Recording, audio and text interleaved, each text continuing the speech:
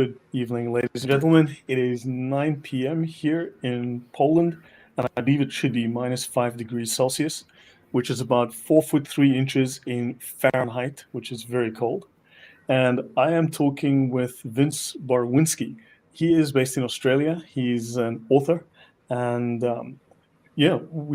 Australia was in the news recently because of what happened in Bankstown, but that's one of the topics of discussion we'll get to. So yeah, Vince, I know it's 6 a.m. in the morning for you, so thank you very much for joining me at this inconvenient hour. But yeah, it will be interesting to learn about what's happening in Australia, Islam in Australia, and just your perspectives on World War II, what happened there, what's happening now. Your thoughts, because you've written a lot about this, you've thought in depth about this. So yeah, welcome to everyone, and welcome, Vince. Yeah. Thanks, Lloyd. Honored to be on your show. I'll just start just saying how we first met. It's about 3 weeks ago, early this month. I first saw you being interviewed on Rebecca Bar-Steph's show. You're going through on the Sharia manual, the reliance of the traveller, and some of the disturbing quotes from that show, and then I ended up taking a few screenshots. I then looked on your Google Drive, some of your documents. I'll get to it later, like Islamut Taria and in Australia, and how they even had a constitution devised for Australia. We'll get into that later. That organization that was, I believe, banned in the UK.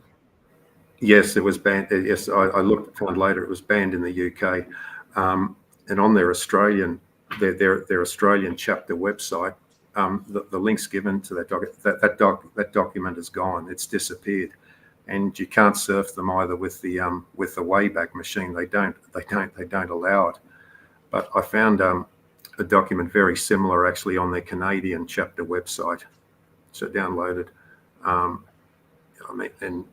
That is a chilling document. I think they think that within 25 years, they said for Australia, but you can transcribe that to Canada.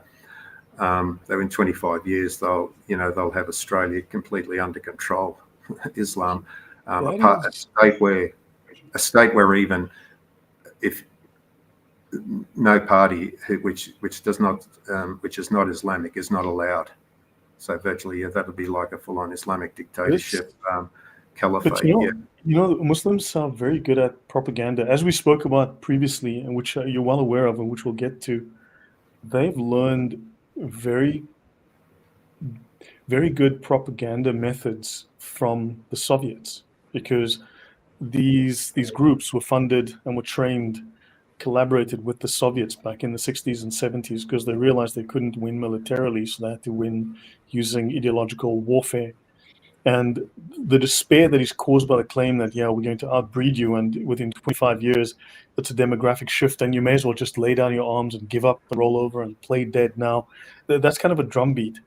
But, sometimes I think, what are your thoughts? Because sometimes I think it's like saying, you know what, it was 10 degrees Celsius this morning at 6 a.m., but at 12, it was 25 degrees. And if it keeps going like this, by 6 p.m., it's going to be 97 degrees in the shade, because it's like everyone assumes it's a straight line. It's just, but at some point, there has to be resistance. At some point, there's going to be mistakes. And at some point, people are going to go, hold on, wait. That's my view. What are your thoughts with that? Yeah, I know. If you look at it in a linear fashion, you can see it's really disturbing and chilling. But you would like to think somewhere there's going to be a resistance. But you would think, for example, in Britain, something there has to happen soon. I think now, out of all, Britain, it seems actually all of Western Europe, it's really concerning. You've got to think, though, as you said, people would have to fight back. It's interesting you mentioned that. I had a gentleman, Harry Cummins. He appeared at a group called Voting Matters here at a meeting earlier this month here in Brisbane. He was born in Townsville in North Queensland, but he lived most of his life in Britain. Was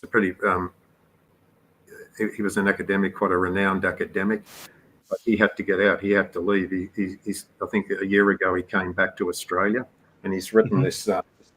He's written this book. I've just read the introduction, Suicide Blonde. Suicide Blonde. Let me find that. Yeah, and my friend Vincent, he can't put this book down. What's about it? But I think he reinforces what a lady, Melanie, British Jewish lady, Melanie Phillips says. I think at the moment, with this woke mentality, the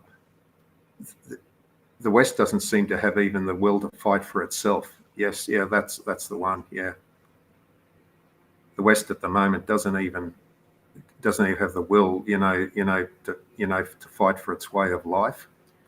Now, I think in America there has been a turnaround now with the election of Trump, right?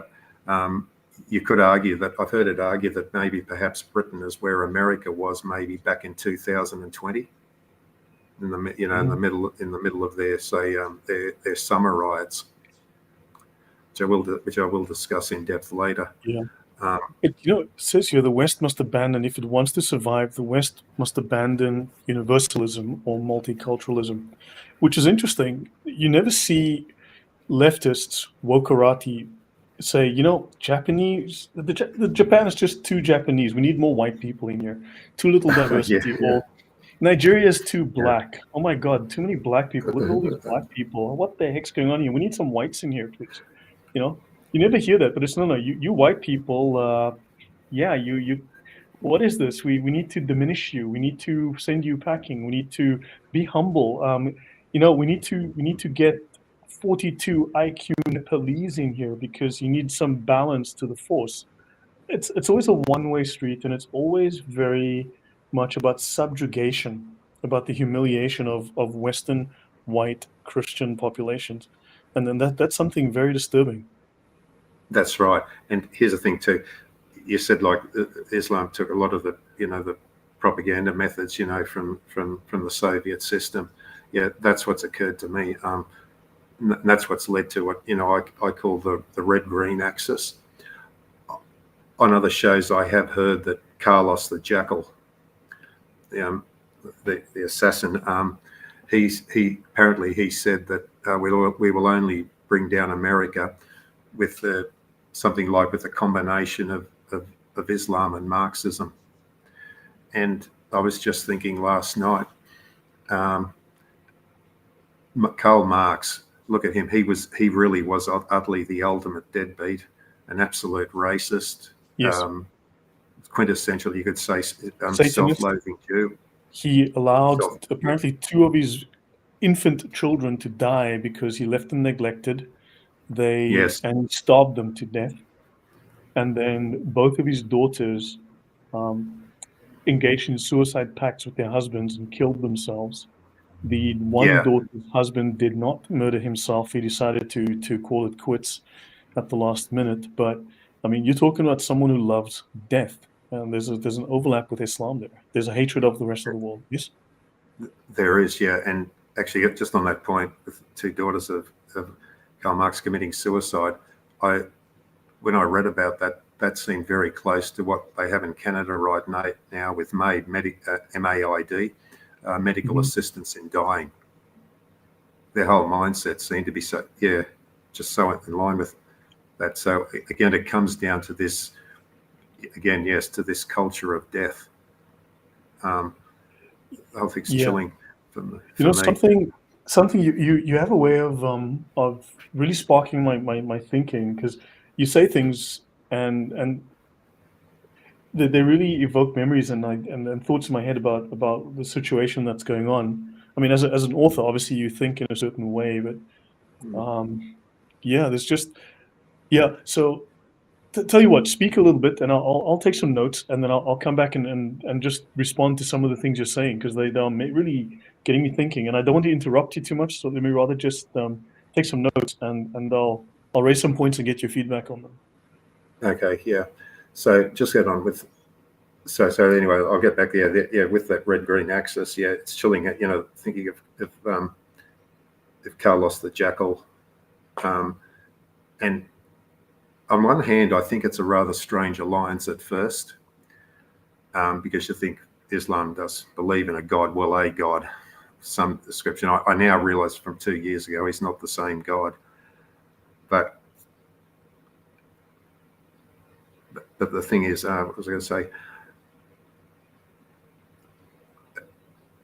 They believe in the God. Yes, I said it. They have a common enemy, though, right now, and that's basically America, Western civilization, and Christianity in general. Mm-hmm. So right now, it seems like a marriage may be made in heaven, or dare I say, made in hell. Yeah. But yeah. if heaven forbid, God forbid, Christianity's wiped out, America collapses, Western civilization collapses, these whole woke idiots like Queers for Palestine, as if, like a parallel, like Chickens for Kentucky Fried Chicken, for example, they will be lined up against the wall to be shot like I would be, right? And I could have at least the last minute, like chuckle to myself. The other culture that might happen, there would be probably between Islam and the Chinese Communist Party. You would think too at some stage, that would come to a head. Yeah. But look, what I might do, I might just get started for the moment now, get started on my book. Let me just make a couple of points. You spoke of Europe. Yeah. Someone spoke to me. I spoke to someone recently, very smart guy, makes also like you. And there's only a couple of guys that I speak with that are really insightful. I mean, really say things that really just get me buzzing. But he said that, Christians, we don't think about Islam. We don't think about Muhammad. We don't care about the Quran. But Muslims, 60% of the Quran is about us, the kafir, the infidel, the unclean, dirty, despised kafir. In their mosques, in their sermons, in their books, they constantly talk about the non-Muslim, us. We wake up, we think about our day. The coffee, we think about tea, we think about work. They get up and they also think about our day, about how we are not Muslims, and that's a problem. So we are top of mind. We're the only thing in their mind, whereas we don't care about them at all. And this is a problem. We need to balance it out by going, hold on, wait, these people, we might not care about the devil, but the devil cares about us. He is planning and plotting. But and then there's the enemy within. So Europe, it's not because Europe is weak. It's not because its people don't dislike what's going on. It's not because they aren't protesting or wanting to protest or wanting to resist. They're not allowed to, because the enemy has infiltrated. The enemy has undermined. The enemy, there are converts that you don't know are converts. There's money coming in, billions of dollars from Qatar, from Iran, from Saudi Arabia, that is undermining Western democracy. All of these October 7 marches, these Hamas marches in universities, that's not organic. These people have been pouring billions in for 15 years now, since roughly 2010. They've been pouring in. We only know it from 2010 because that's when the records started being kept, roughly. They're pouring billions of dollars to influence minds, to influence students.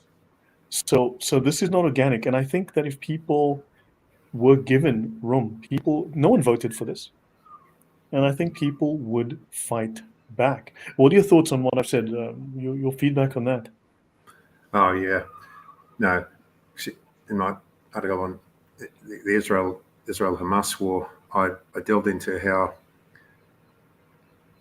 money, well, first of all, mostly it was from George Soros, but I actually watched a video of yours recently. It was from 9 months ago, where you covered indeed, the infinite, like almost infinite amount of money coming in.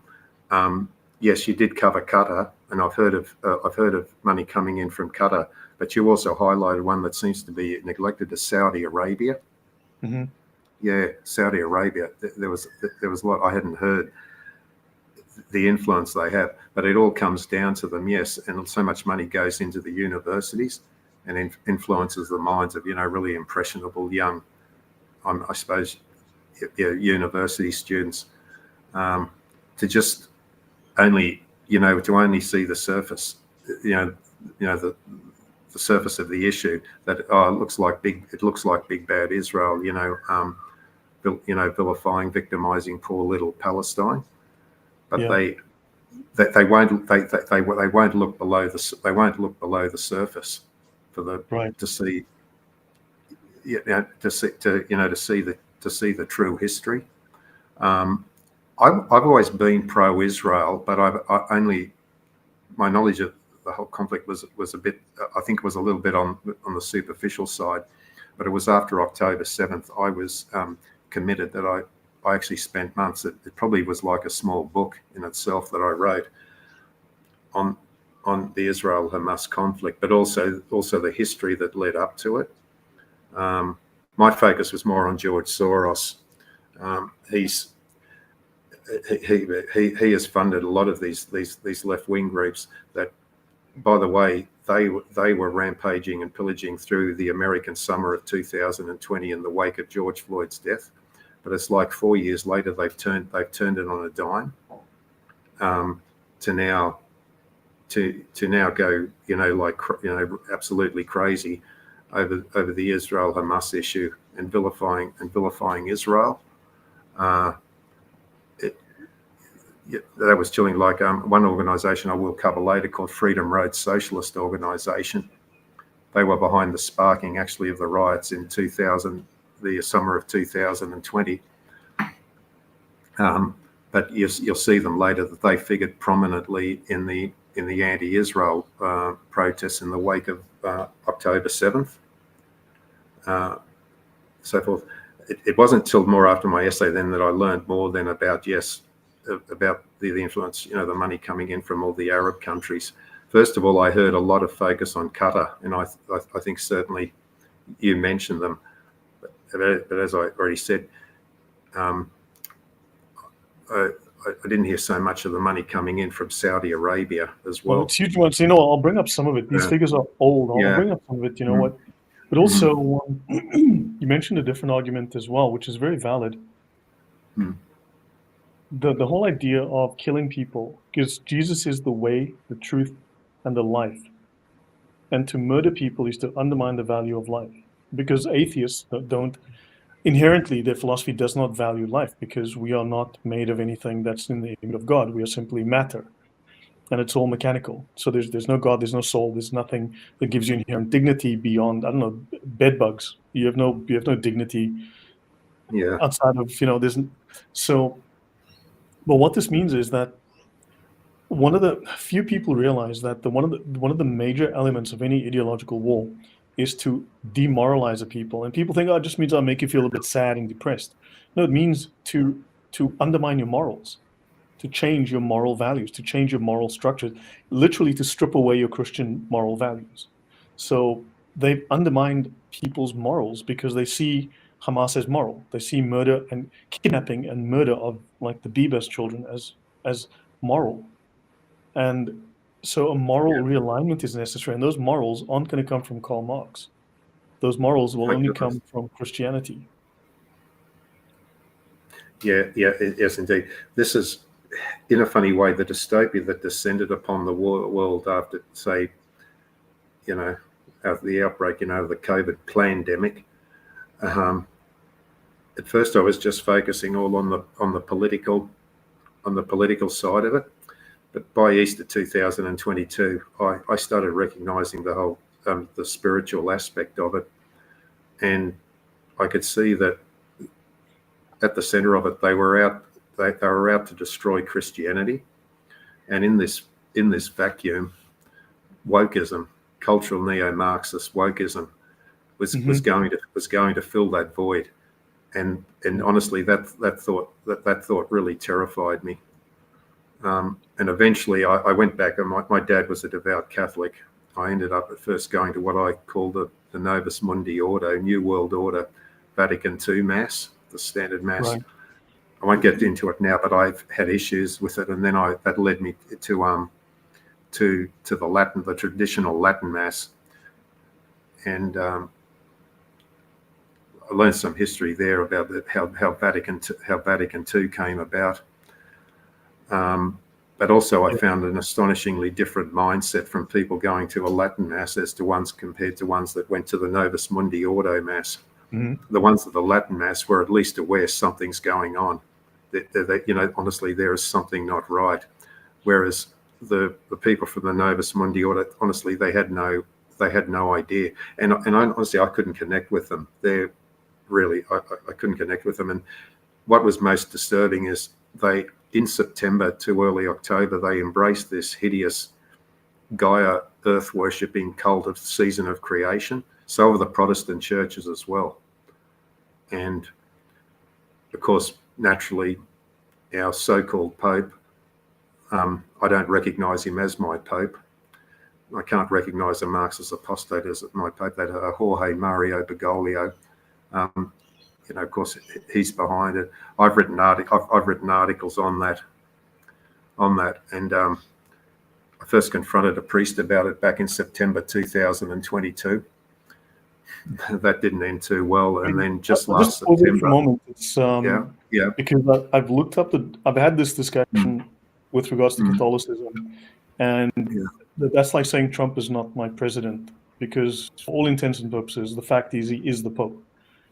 Now, you may have there've been bad popes, there've been good popes. They're bad presidents, they're good presidents. He's not the founder of the religion. He is, let's say, the manager. The business still does the business, but the manager, maybe the manager's not a good one. Maybe he's a drunk. Maybe he's embezzling, stealing from the till. Who knows? That said, he's still the manager. He may be a bad manager, but at some point he'll go and he'll get a new manager. It's just that right now you have a bad manager. It's, but he is quite literally still the Pope. And he's literally the Pope. But I understand that. I think for me, what I'll say is I can't have any respect for him. Whatever modicum of respect I had for him, that evaporated when I saw him. He was praying in front of at Christmas time, in front of the baby Jesus lying on the keffiyeh. Yeah, true. He's not the best Pope I think Catholicism has ever had, but he's still the Pope, And the point is, you wait for him to move on, and things will change. That's what I think. Yeah, I don't want to get into a whole. I don't want to get into that big debate. What I've got here is the College of Foreign Gift Reporting from ed.gov. This is a US website. These figures are probably 3-4 years old at this point. It should just be noted that Israel, for instance, in this particular year, Israel had made 275 donations of $53 million. China had made 680 million in almost 1,600 donations, right? Now you look at Afghanistan, Bahrain, there's 51 Arab bloc countries or something like that, 51 Arab bloc countries. Now you look here, Kazakhstan spent more money than Israel. Kuwait spent more money than Israel. Now, we know that the money that Israel's spending in universities goes to typically biotech or farming, hydroponics, farming. Now, you look at what the Muslims have spent. Qatar, this is $1.253 billion, and Saudi, $650 million. Now, there's ways and means to hide this. We can estimate that whatever number we see here from these Muslim spends, you can double or triple it, probably without being wrong. So you're somewhere 2.5. You can easily double these without being wrong. Guess that. But look at this. You're looking at $3.8 billion spent in universities, elite American universities, by these organizations. So, for instance, the Islamic donations are 69.7 times more than Israel's, but somehow Israel has all this influence. This is 70 times more money that we know of, right? So there's a problem here. Oops.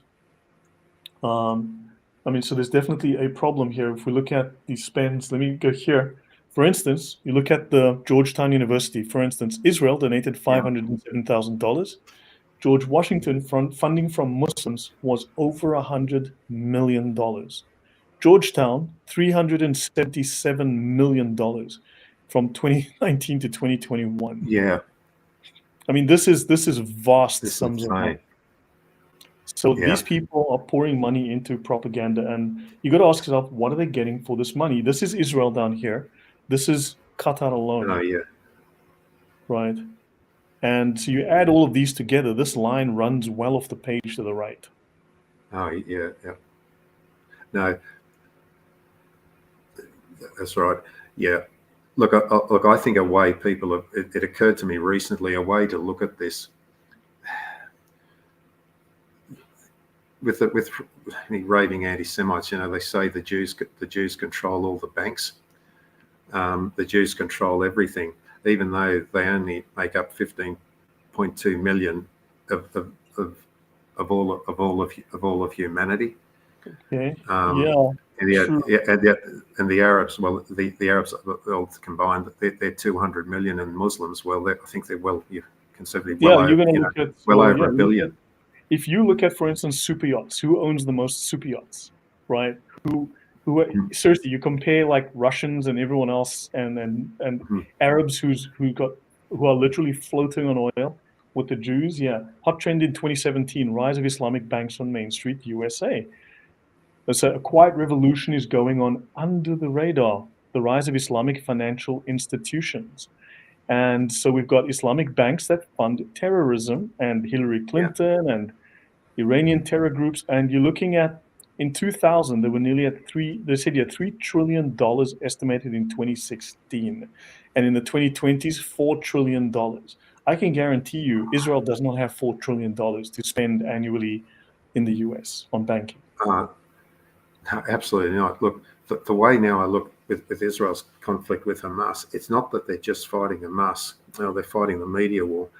But to me, they are up against, really, you could say, almost the entire Islamic world, right? And to me, you've got to me then, you can look at in a David and Goliath conflict. Israel are David. The Muslim world, they are Goliath. Yeah, no, agreed. The KGB turned that on its head. See, in the early 1960s. I mean, that was a brilliant piece, really of propaganda. That's unfortunately, I think subverted the whole, well, in very large part of the Western view on the Israel-Palestinian conflict overall. Yeah. Right. Yeah. Just to So you've got, so just so everyone knows, the audience knows, there is those numbers are. I mean, I did that slide deck originally, I think 5 years ago, and I updated it like 3 years ago. I went through it again, and so those numbers are several years old. And I'll give you an example. Saudi Arabia, during Trump's first term, which ended 2020, Trump's first term, he was going to pull visas from terrorists coming from Muslim countries. So Saudi said, "Oh my gosh, you Islamophobe, we're going to pull our money out of the US." And Saudi, on paper, officially had $250 billion in the US. They ended up threatening officially to pull $750 billion. So they had 3 times more money in the country than was declared on paper. So this is why we know there's a lot more money doing things in the US than are officially recorded. There's ways and means. So if you keep your funding under a certain level, or you do fewer than a certain number of donations, you don't have to report it. So you can get away with murder. Or you give the money to your friend, and your friend donates it through his whatever, and it's not seen. So, yeah. You wrote a book about Dietrich Bonhoeffer. Bonhoeffer, yeah, and it really is it's about him, and so here's the book. It's a big, heavy book. Oh wow! And about 30%, I'll just roughly about 30% of it is sources. So just to prove I'm not plucking stuff out of thin air. That's the photo of a bronze cross monument to Dietrich Bonhoeffer in modern day Polish Wrocław. All right. I was there. That was in February 2005 during my 10-month stint teaching English in Poland. I was based in Radom, about 90 kilometers south of Warsaw. But below it are the two plaques in Polish and German describing the life of Dietrich. I start the book mentioning this bloke. That's in front of the near the modern day Catholic Church of St. Elizabeth's. It would have had a Protestant history too, but it's a Catholic church now. Right. And that's me on the back. That's I used this that is me. picture. Yeah, it's me. Yeah, that's a much younger me and much younger and much slimmer me back in 2008 in a Taiwanese photo studio. There and the middle photo here at top that I took at the Auschwitz concentration camp museum just before I left Poland, which says George Santa, and those who do not remember history are bound to they're bound to relive through it. That was the Spanish American philosopher George Santayana. Yeah. And so what made you write about this, and what are the major lessons you learned, and what are the moral lessons that you've learned from this? I mean, what got you into writing this? I think, well, first of all, being there and finding the bronze cross monument to Dietrich, but you could say that started on that day in mid-February 2005, and it was an absolutely miserable day, winter's day. Later that year, I did return to Australia,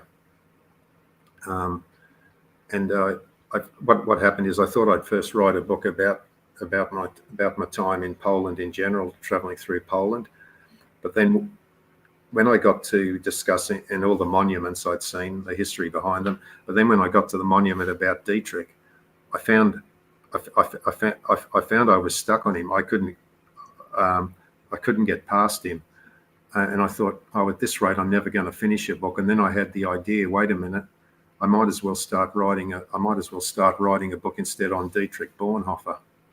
And in the process, this led me to I heard about his relationship with Ruth von Kleist, the Junker Matriarch. Now, first of all, just a bit okay. Dietrich was born on the 4th of February 1906 in German Breslau. That was, and then after the Second World War, that would become Polish Wrocław. It originally was Wrocław. I won't go into it too deeply, but before, I think it was founded in about the 990s AD. So it has a mixed Polish-Czech history. Then in 1335, it became part of from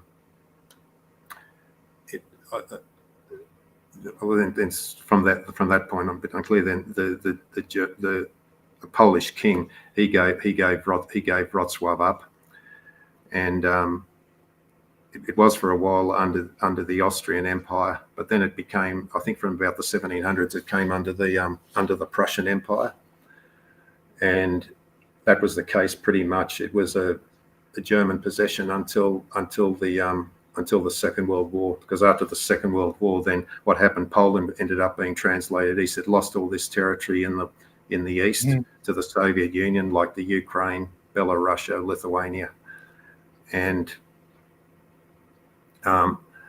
they got some compensation with German land in the east, and all those lands actually, they were the lands of Ruth von Kleist and her Junker clan.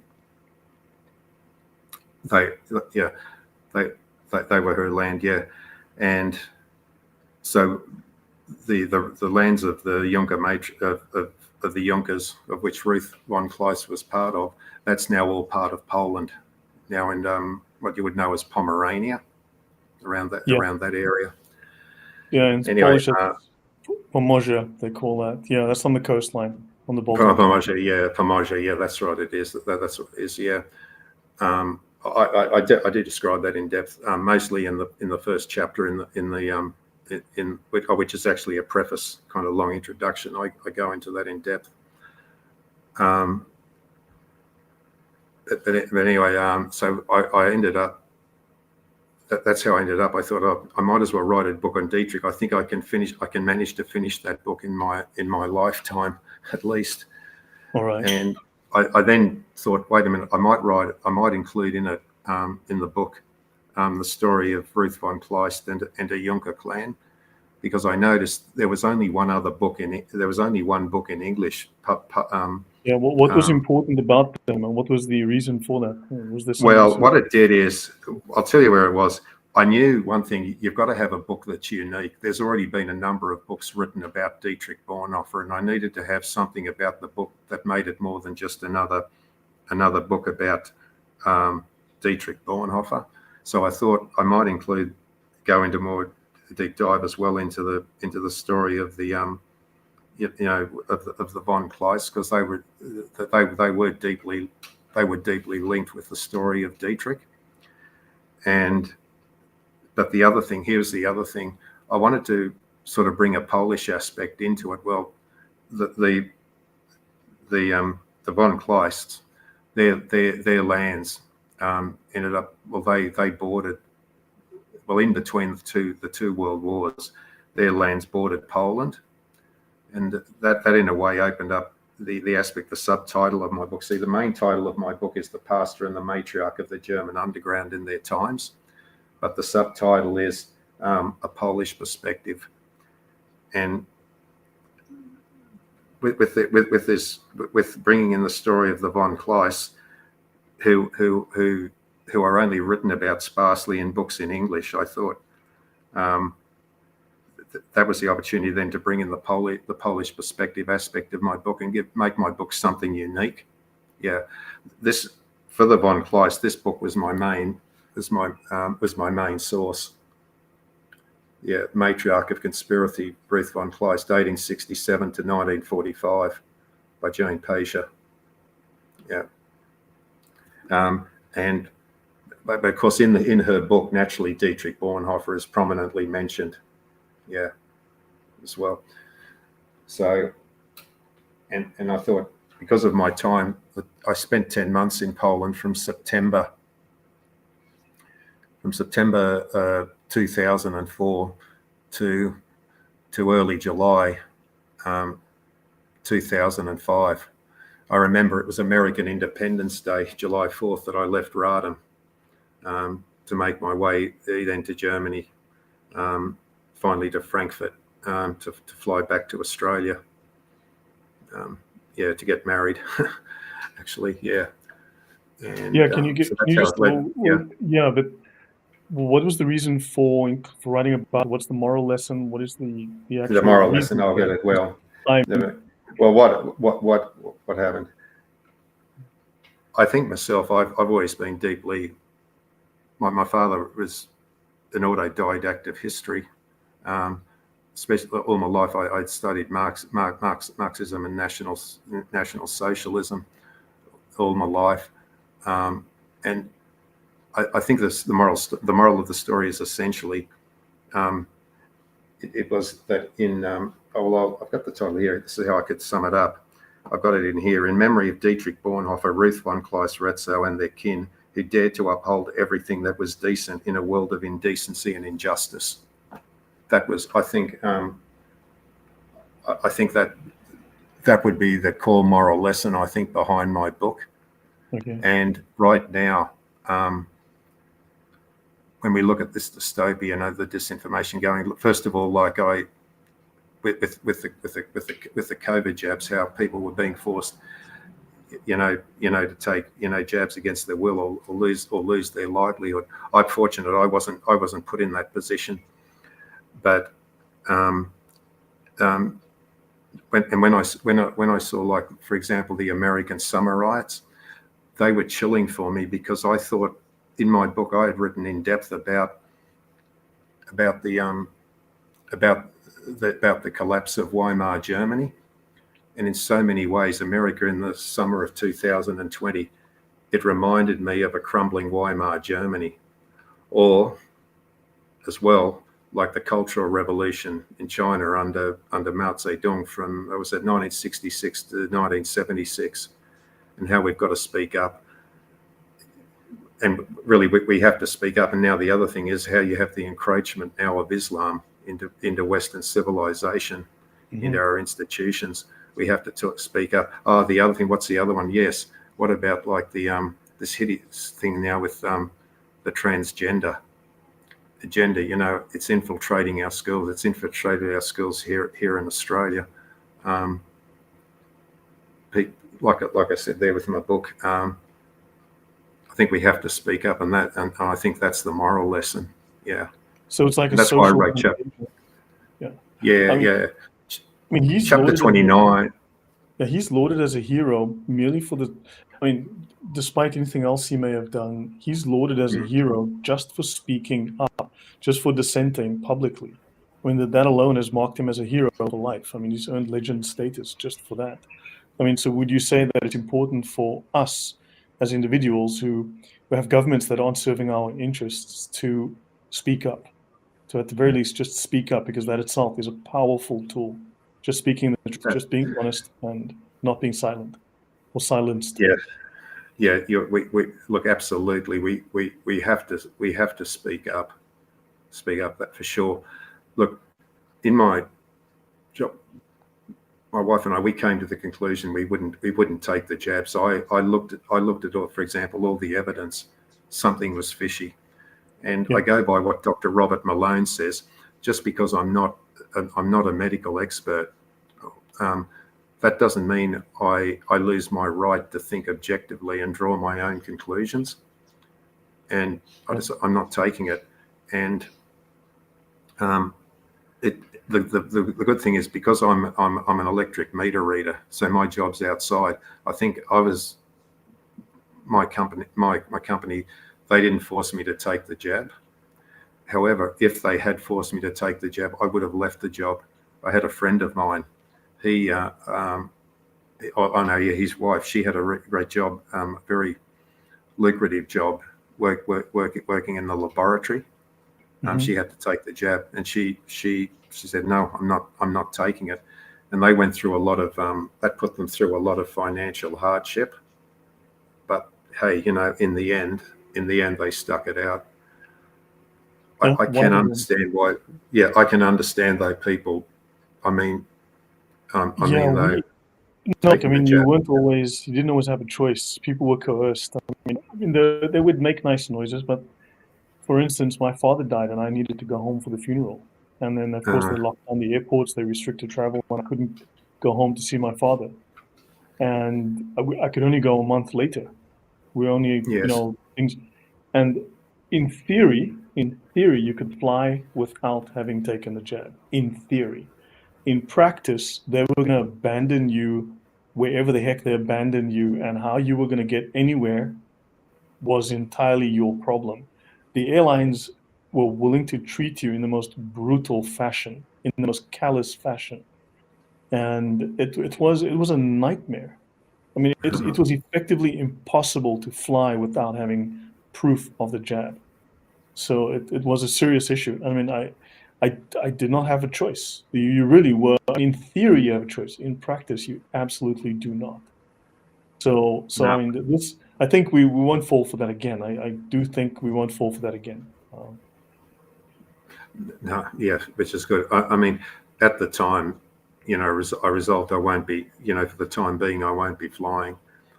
But I'm glad, for example, like last year, my wife and I, we were able to fly to Taiwan to finally, catch up again with family.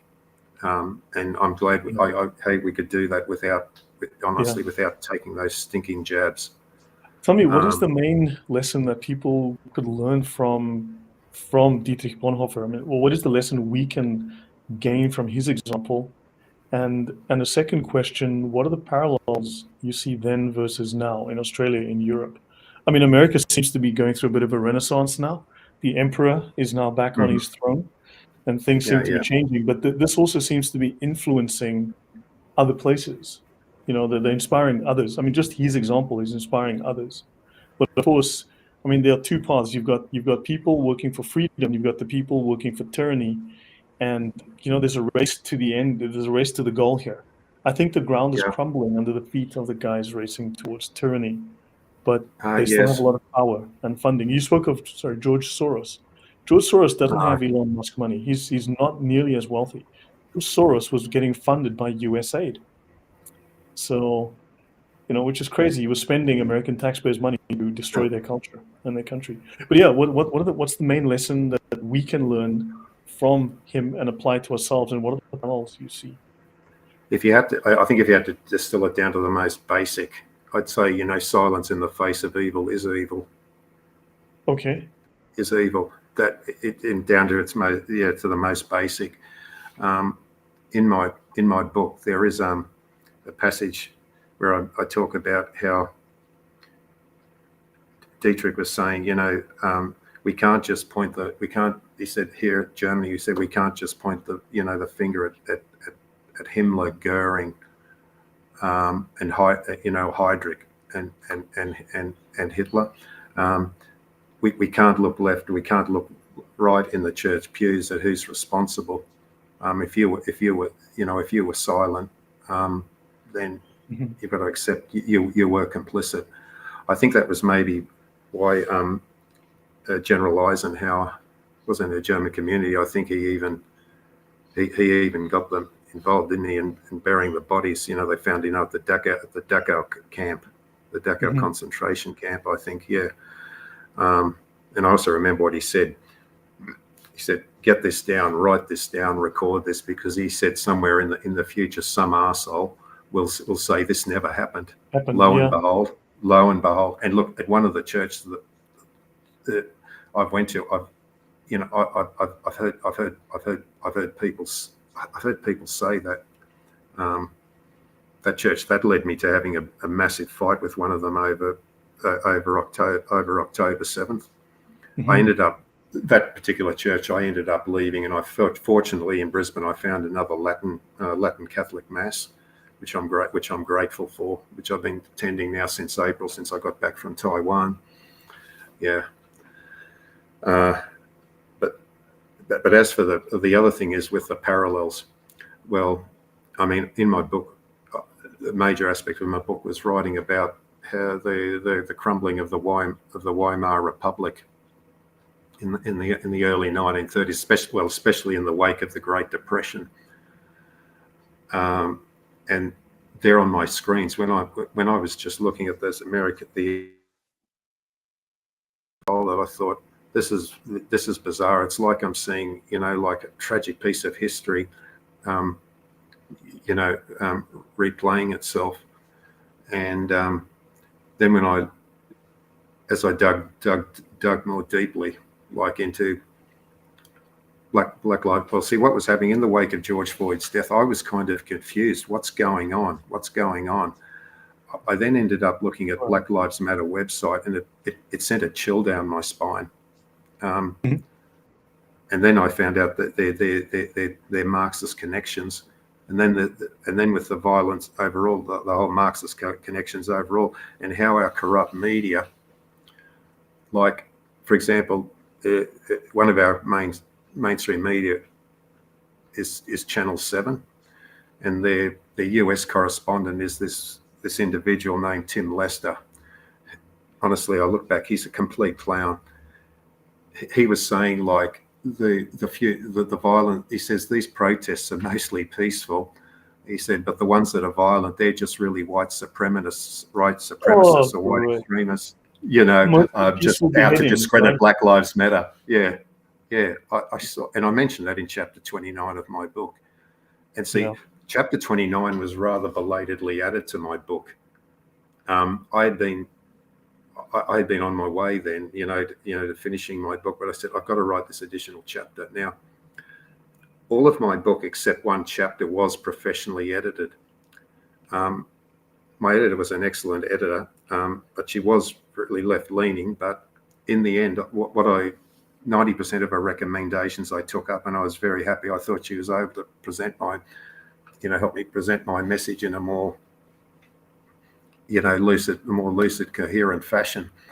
But when I approached it, I said, I wish to have like this chapter edited. She couldn't do it.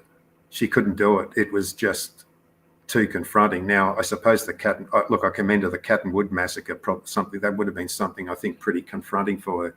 But writing about something that was virtually right here and now, in the West, it was too much for us. So in the end, what I ended up doing, I edited it myself. I just read it and reread it 6 times.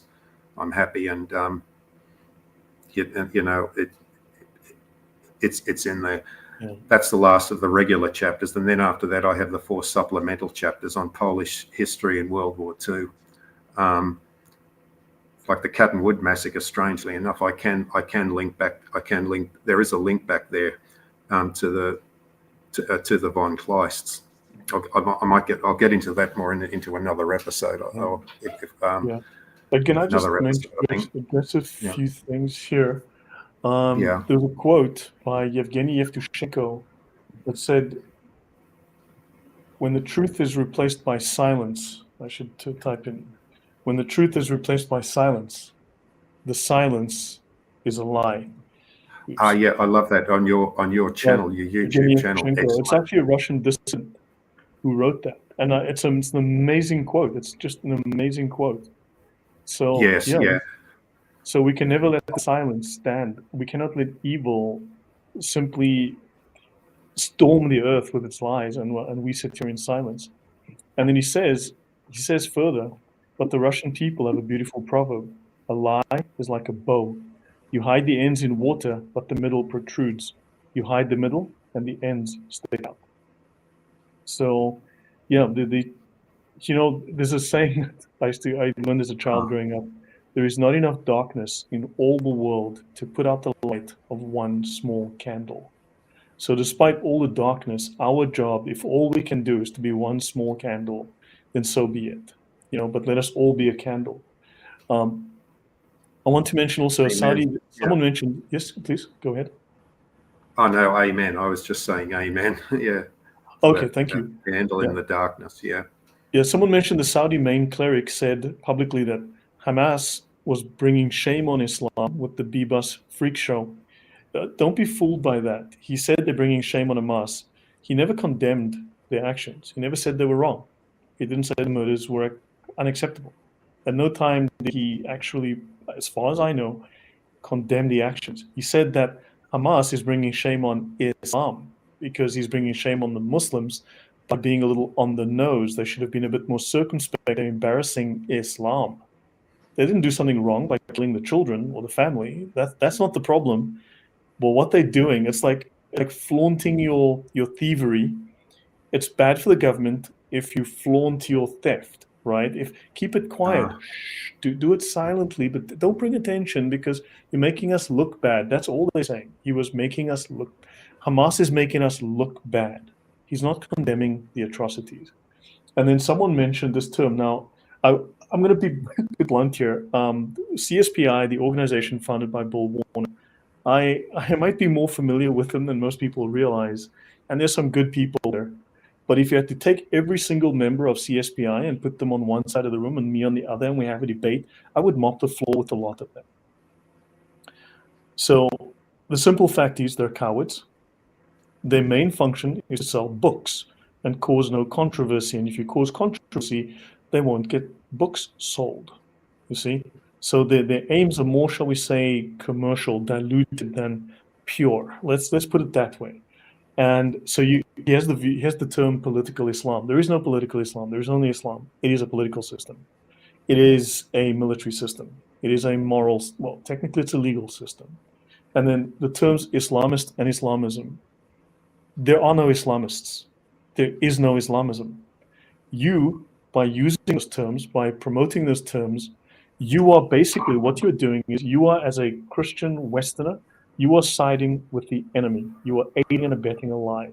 You may as well say, but it has nothing to do with Islam. That's not a real Muslim. You may as well jump on that bandwagon, sign up and get dawah checks from the Muslim Brotherhood by using these terms.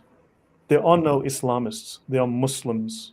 There is no Islamism. There is Islam. There is no Islamic extremism. There is no radicalism. There is no radical Islam. There is no extreme Islamic ideology. There is Islam. That's it. The difference is that you have azima and rukhsa, strictness and lenience, dispensation. You have Muslims who are strict, and this is compulsory. If these strict Muslims don't do what they do, like drive a car through a crowd and kill people, if they don't do that, then sin of non-performance and the crime of non-performance falls on the entire ummah, and they all go to hell. That's the difference. So you can promote a lie. You can, like I said, you may as well sign up for the dawah and start doing it. You may as well go to Ali Dawah and say, "Can I join you, Dr. Zakir Naik? Can I spread your message? Because you are promoting a lie. It is a falsehood, and you are promoting the claim of it's not real Muslims. It's got nothing to do with Islam. That's what you're doing." Excuse me, I had to go on that little rant. Any No, comment? no. Look, well, look. I'm starting to come around to that. To that way of thinking. Back in March, I was on holiday in Taiwan. I did finish reading Hitler's Mein Kampf, and I have started now. Jihad, yeah, my jihad, my yes, jihad. It's literally my jihad. Yeah. That's it, yeah, in Arabic, and I have started now. It's sporadic, I'll admit, starting to read the Quran. It's a long, hard road, but I am one quarter of the way through it. And if I've come to the conclusion, the radical is, what we'd call the radical Muslims, like the terrorists, they are just following the Quran. They are just following the Quran to the absolute letter. Yeah. It's just an endless diatribe of incoherent. Of incoherent Christian and Jew hatred. Okay, so I just need to raise. Sorry to interrupt. So Justin Wooten, I'm going to ban you from the channel, so you can expect a ban any moment, and please enjoy the experience. When it speaks of the synagogue of Satan, it says those who claim they are Jews but are not. He doesn't say they are no Jews. He says these people are claiming to be Jews. Now, you should know that Muslims claim to be Christians, the original Christians, the only Christians. Jesus was a Muslim, right? So, yeah, I think you're misunderstanding deliberately. Now, people don't do this because they're intelligent or because they're intellectual. They do it because they hate Jews. It's not about loving the Palestinians. It's about hating Jews. So you also seem to not understand that you have communists and you have Muslims that are serving Muslim interests. So, yeah, I'm not sure why you would want to make claims like this. So yeah, the black Hebrew Israelites claim to be Jews. They're not Jews. So yeah, I guess we're going to have to remove your privileges because I don't have time to promote propaganda. I understand my message may not resonate or get through to you or influence you, and that's fine. But you can take your propaganda elsewhere. Sorry, back to you, Vince. Yeah. Oh, yeah. Actually, on that synagogue of Satan, I do broach that concept in my essay on the Israel-Hamas conflict. All right. If you were going to talk about a synagogue of Satan, why not, like, for example, the self-loathing Jew George Soros and the group, for example, Jewish Voice for Peace? They're a Marxist group. I think, again, self-loathing Jews that hate Israel. I think a while back they even occupied a Capitol building, protesting against Israel. Well, for me, I think they're much more like what John refers to in his book of Revelation as the synagogue of Satan. So if you're going to go down that path, yeah. And I've heard other anti-Semites, constantly raise that notion. Yeah. By the way, Gnostics claim to be Christians. Gnostics are anti-Christian. Gnostics are literally anti-Christ, and they claim to be Christian. So then you're talking about those who claim they are Christians but are not, but are the church of Satan. I mean, that's another way of putting it. Look, just a curious thing I'll bring up. I've had clash with right wing. I make a difference between right wing and left wing anti-Semites. Right wing anti-Semites, they think George Soros is pro-Zionist. Mm-hmm. But when I present them with the facts, and look at his website, it's all pro-Palestinian, all his material. When I say no, he's not, honestly, they're shocked. It's like the old adage that does not compute. Yeah. How many Muslims have converted in the EU, in your government? in my government, in whatever government, and are Muslims and are aiding and abetting the Muslim cause, but have not changed their names. Right? You look in the US, how many Muslims are in the government that are aiding and abetting the destruction of the country, that because of loyalty to the Ummah and not to the country that they wore an oath under. So yeah, everyone it's so easy and convenient to just blame the Jews without actually thinking, because that takes attention off. The Sharia is explicit. People will lie about the Talmud. I know Christians, quote unquote, supposed Christians, will lie about the Talmud whole day, every day. But they won't take a moment to look at the Sharia. And the Sharia is explicit, and they'll excuse that, and they'll try to bend reality to try to somehow prove that Jesus was a Jew, and therefore, it's pathetic. I think it's valuable that you said you have read the Talmud. Yeah, no, I got a little OCD. I spent 3 months reading it once, going through it in detail and debunking all of these quotes that people were throwing at me, looking at them. I did several hours, not on my channel, but on another channel, and it turned people were so angry that we were starting to go through this Talmudic claims people were making.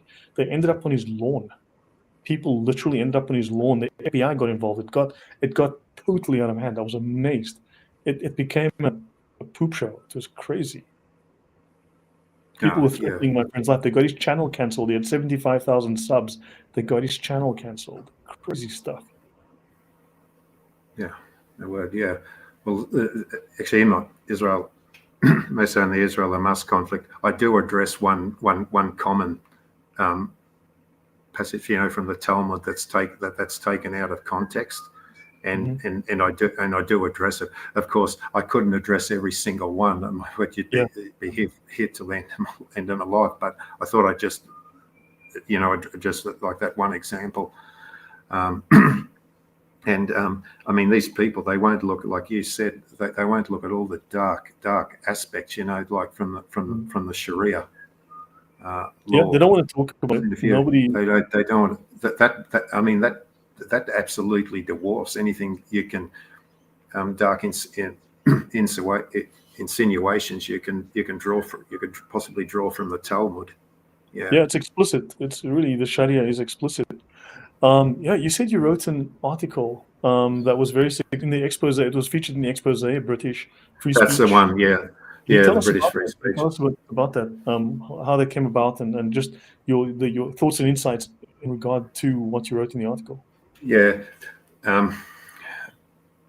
What happened at the church I was attending, I could see after October 7th. What happened? I would usually go after church to the back of the church. There was the canteen, and we'd have a late morning, early afternoon tea, and have a discussion.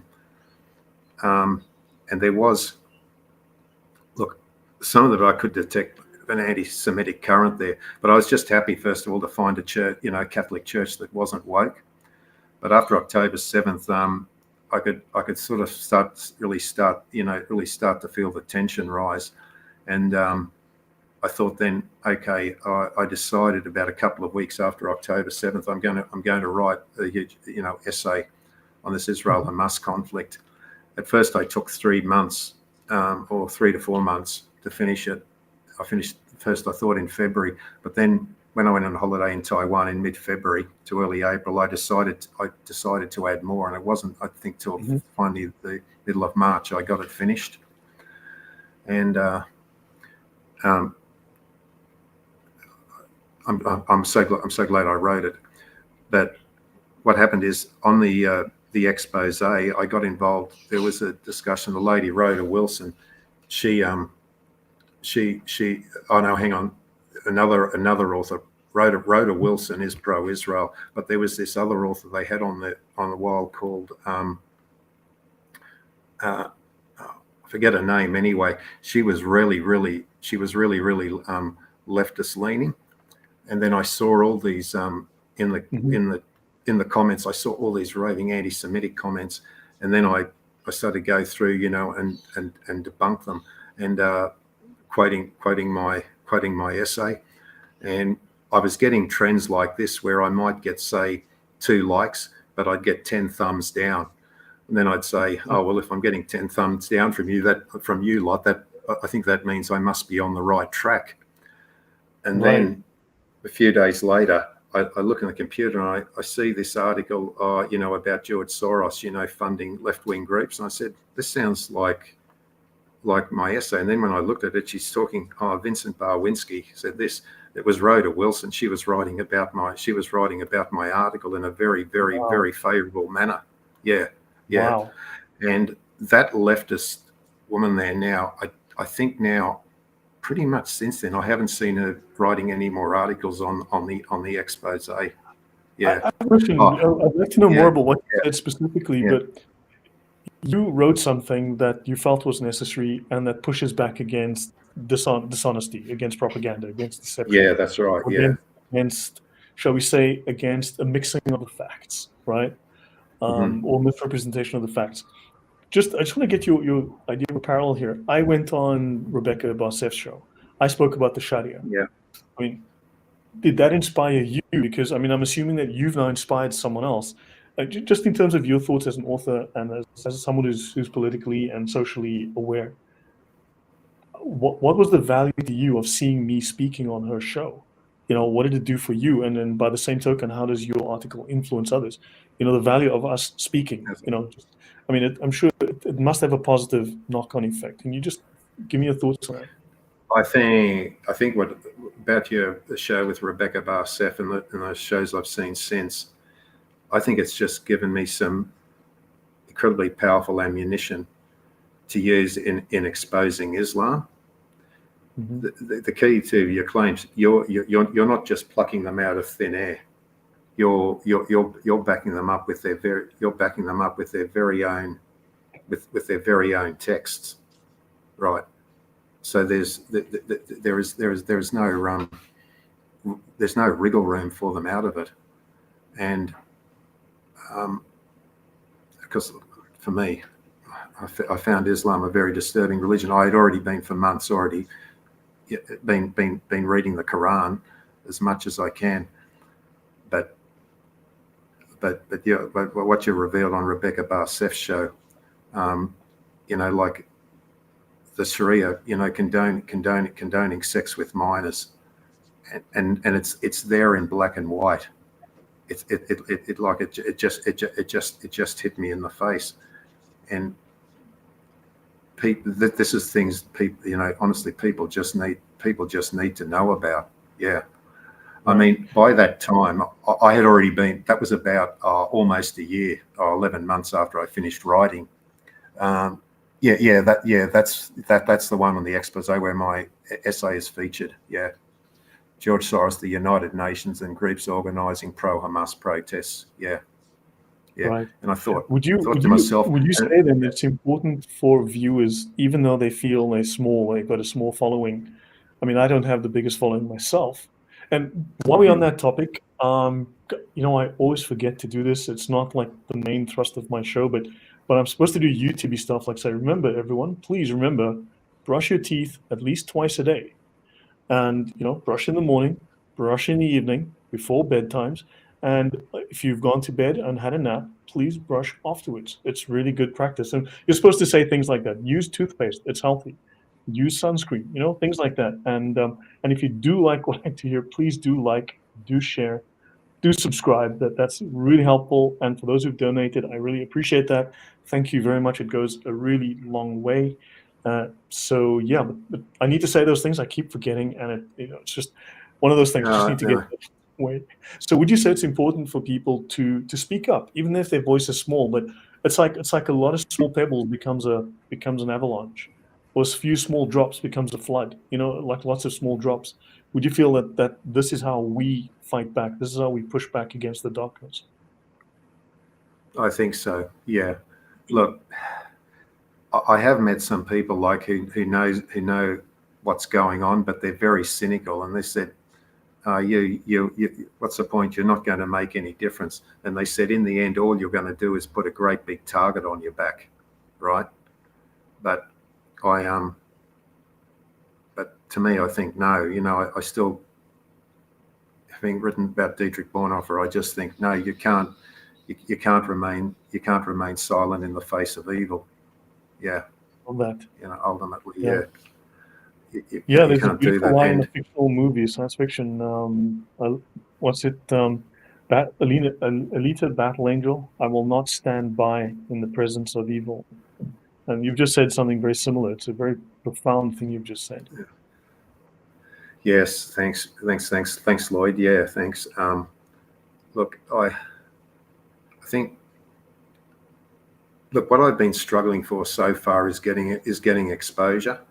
I have written to a lot of prominent YouTubers, Rumble, people, on Rumble, also to the Epic Times, which, by the way, I do have a lifetime subscription with, What? who I do mention actually quite prominently in chapter 29 of my book.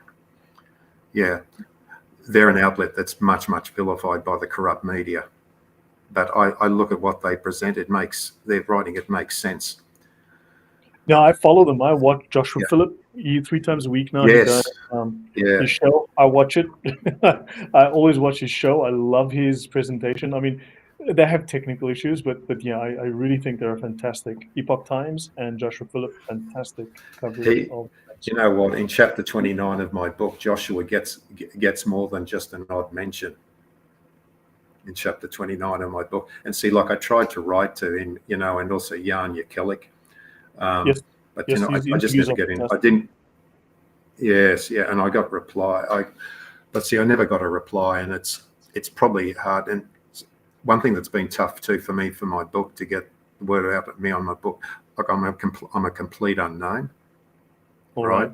And look, I've got very few replies.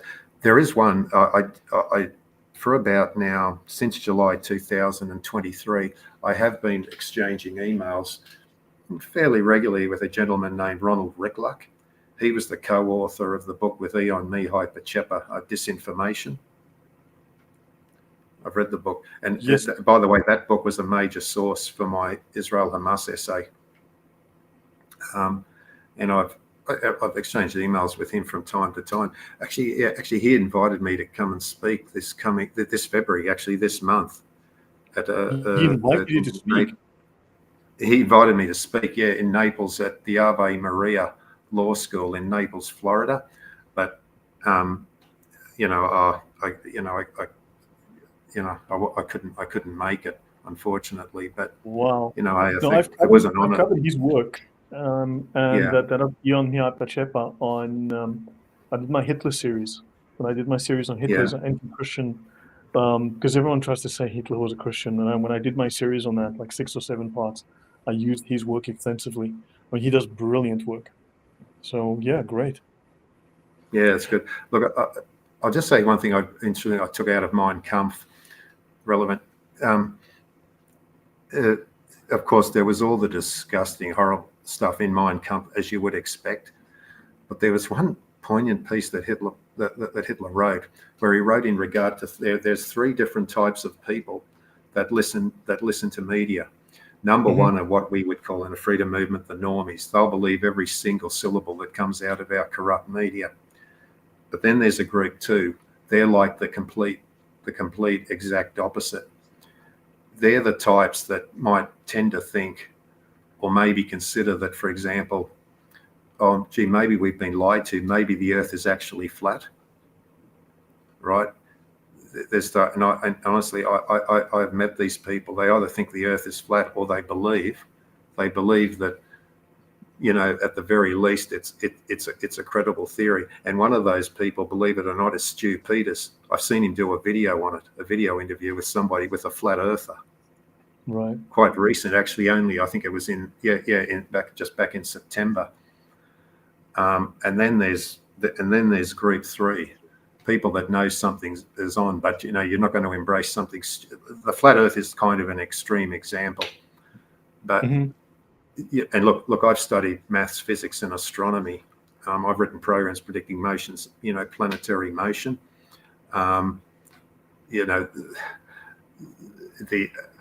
So I know for me that idea is absurd. But I do actually in Israel Hamas essay, I do discuss that idea of the 3 different types of people that listen to media. And I thought, yeah, I thought that was the most piece of writing by Hitler. Yeah, in there. And I just might quickly make it. Yeah. I might I'll digress just a make little. note too, 'cause someone made a very, very good point. He says if someone says that Hitler was a Christian, in the church he was attending during World War II, it should be noted as well that the church where he was baptized in and he was confirmed in, his Mhm. interest, he was planning to demolish it and build an observatory. So Oh, the church that he was most closely associated yeah, with, he was planning to replace it with an observatory. I mean, with an yeah, sure, that's observatory. what Yeah, you do. Yeah. yeah. Wow. Well, look, yeah, it takes me aback a bit. That I can say I'm not totally surprised, because in my book early on I do discuss how the so-called, what they were called, the German Christians, they were like, it was a misnomer, but they were the sort of like pro-Hitler Christians. Yeah. They, for example, wanted the Old Testament removed from the Bible because it was too Jewish. Yeah, I've covered that. Yeah, Yeah, the way that they butchered the Bible. Yes, yeah, very true. Yeah. yeah. So tell me about your article, the one that you wrote. Just tell us a bit more about that, like some highlights from the article and things that you learned and things that you think are relevant to people now, why they should know about media Yes. manipulation and media bias. Yeah, I'll do that then. I'll just bring it up here. I'm just going to bring that up. I've got that here. Complete email to Bonhoeffer, essay on client. Oh, here we are. Yeah, I just want to bring this up because someone mentioned the KKK. Just so we know, the KKK, the sacred book of the KKK is called the Koran. They just put an L there. When you take the L out, it's Koran, right? The earliest symbol of Yeah. the KKK was the crescent and star, the Muslim crescent and star. I remember you covering that. Yeah. They That blew eventually me had to away. change that. And also they burn crosses. Burning crosses is sacrilege, right? And then, of course, here you've got different pictures of historical pictures. And then, of course, it should be noted that when you go through the KKK, the second highest rank in the KKK is the Caliph. Caliph is that Pope, or is Caliph to do something to do with Islam? I can never remember. Caliphate. Caliph. Caliph. Caliphate. It sounds very Muslimy to me. Yeah. And of course, the Imperial Wizard yeah. has 10 assistants called genies. Jesus had 10 genies, right? 10 Jesus G. had 10 Yeah, genies. yeah. He had, yeah. I can't remember. It always 10 genies. I'm sure genies, jinns. Did Jesus have jinns or apostles? Because I think jinns can have something to do with Islam. And they call blacks a coon, which comes from the Arabic mushrikun, the unbeliever. So yeah, whatever. It's got nothing to do with Islam, of course. That piece, I remember you playing from a video you had. I think a video a year ago. You had an interview with his first name's Sam, something like Sam Hamoudin. Sam Shamoun, yeah. Yes, Sam Shamoun. Yeah, Sam Shamoun. I've watched that utterly. That video absolutely blew me away. Especially, well, first of all, the shirt on the Quran, but then what you revealed about the KKK. Yeah, just like astonishing. Yeah, like if I had to get the points like that I cover. Man, there's so much, but I think I'll just quote the first paragraph just to give you an idea, like the context, if I'm writing it. I just wrote, on Saturday, October 7th, 2023, the Iran-backed Palestinian radical Islamic terrorist organization Hamas launched barbaric attacks on Israel near its border with the Palestinian territory on the Gaza Strip, using rockets, motorized paragliders, boats, motorcycles, and other vehicles, whatever other means they could. Terrorists infiltrated with one goal: to murder, kidnap in Israel. And then I just go on that. Oh yeah, I'll just get back. This is the point I really want to make, just introductory. Much has been made of the security failure by Israel, with accusations that a border fence upon which a cockroach could not supposedly cross without being detected was an Israeli deep state false flag operation to provide a pretext for Israel bombing and the ultimate invasion and occupation of the Palestinian Gaza Strip. I just say, make of that what you will. However, the focus of this article is to debunk the notion of a perceived illegitimate state of modern-day Israel as a blank check justification for the inexorable and unspeakable barbarity of the Hamas October 7th attack. Yeah, and then I say, of which I have seen footage, including that of burnt bodies of babies, as well as kidnapped, bound Israeli and Thai citizens in a Hamas tunnel in Gaza, being legitimised in the Islamist, terrorist and anti-Semitic mindsets under the perceived non-existent right of the so-called apartheid state of Israel to exist. And then I then just say, later I will discuss the motivation and true agenda behind the pro-Palestinian, in effect, pro-Hamas protests globally, and how the nefarious globalist but anti-Zionist players of George Soros and the UN fit into all of this. Mm-hmm. I'll just give you like the main title is I am a Zionist, but George Soros and the UN are not. And then the subtitle, I know it's a bit of a mouthful, but I'll just quote it. Hamas attack on Israel on October 7th, 2023, and the subsequent globalist engineered propaganda war to obliterate Israel's right to exist. So I think, I suppose that kind of encapsulates then my article or essay there in a nutshell. Yeah. I was just, look, I have just been so sick of lies, honestly, and I think I found, I've had a talent to write and to research, so that's probably. Look, the thing about that rubbish, that Israel is an apartheid state. I ended up watching and they quoted some of the 5-minute Dennis Prager videos. They're excellent. In one of them, he had this lady, a black South African, who was standing up for Israel. She says, "Look, he said, my father, grandfather, they experienced apartheid, but she said there's none here in Israel." Yeah, and I grew up on another one said, "Yeah, bingo, yes." I missed it. Honestly, I would vote for that government tomorrow.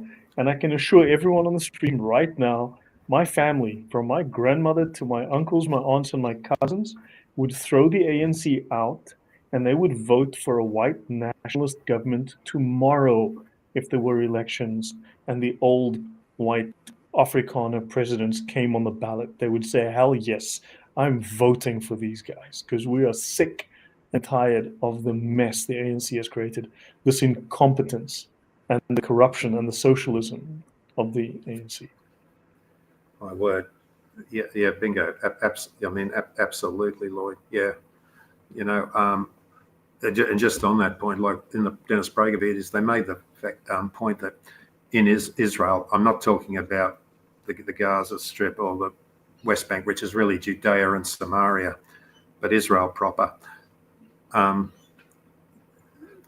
of the population are ethnically are Arab, but 30% of the doctors are Arab. So the Arabs are represented, and they're also in the highest positions of government in the court. I think they even have like a Supreme Court justice there. I think. No, Israel is not an apartheid state. That's completely false. I don't want to go too late, obviously for myself, but I'd like to continue on this topic for a minute and get your thoughts, and then also just talk about Bankstown, because I think it's just relevant. It's not necessarily a huge topic of discussion, but I think, and I'd also like to invite another Australian friend of the channel, Villainous, up, if that's okay with you. We can invite him up, because I have two Australians then to just discuss the matter. Because this Bankstown thing, just to get thoughts from Australians, what are your thoughts on that, and what's the vibe, and the public sentiment, because I think these are quite important issues. Oh yeah. Well, I mean, when I first saw that, the video there. Before Bankstown, just back to your article. So what? My article from the article, because guys, I've dropped the links into the chat. I've also got links to Vince's website in the description, so all of these details are in the description. His X account, his YouTube is YouTube, yeah, I think so. Yeah, and your website, it's all in the description. So please find these links there. So is your article. What are the main things, the main takeaways And Yeah, they tell us. Well, I first covered, like, to begin with, the birth of the modern day state of Israel on May 14th, 1948. Quickly, I deal with the so-called Nakba. How many Palestinians say, oh, it was Israel, that kicked us out of our homes, when in fact, like we know, it was the Arab armies telling them, leave. Yeah. We will crush this Jewish state in its And then you come back and take the house. Yeah.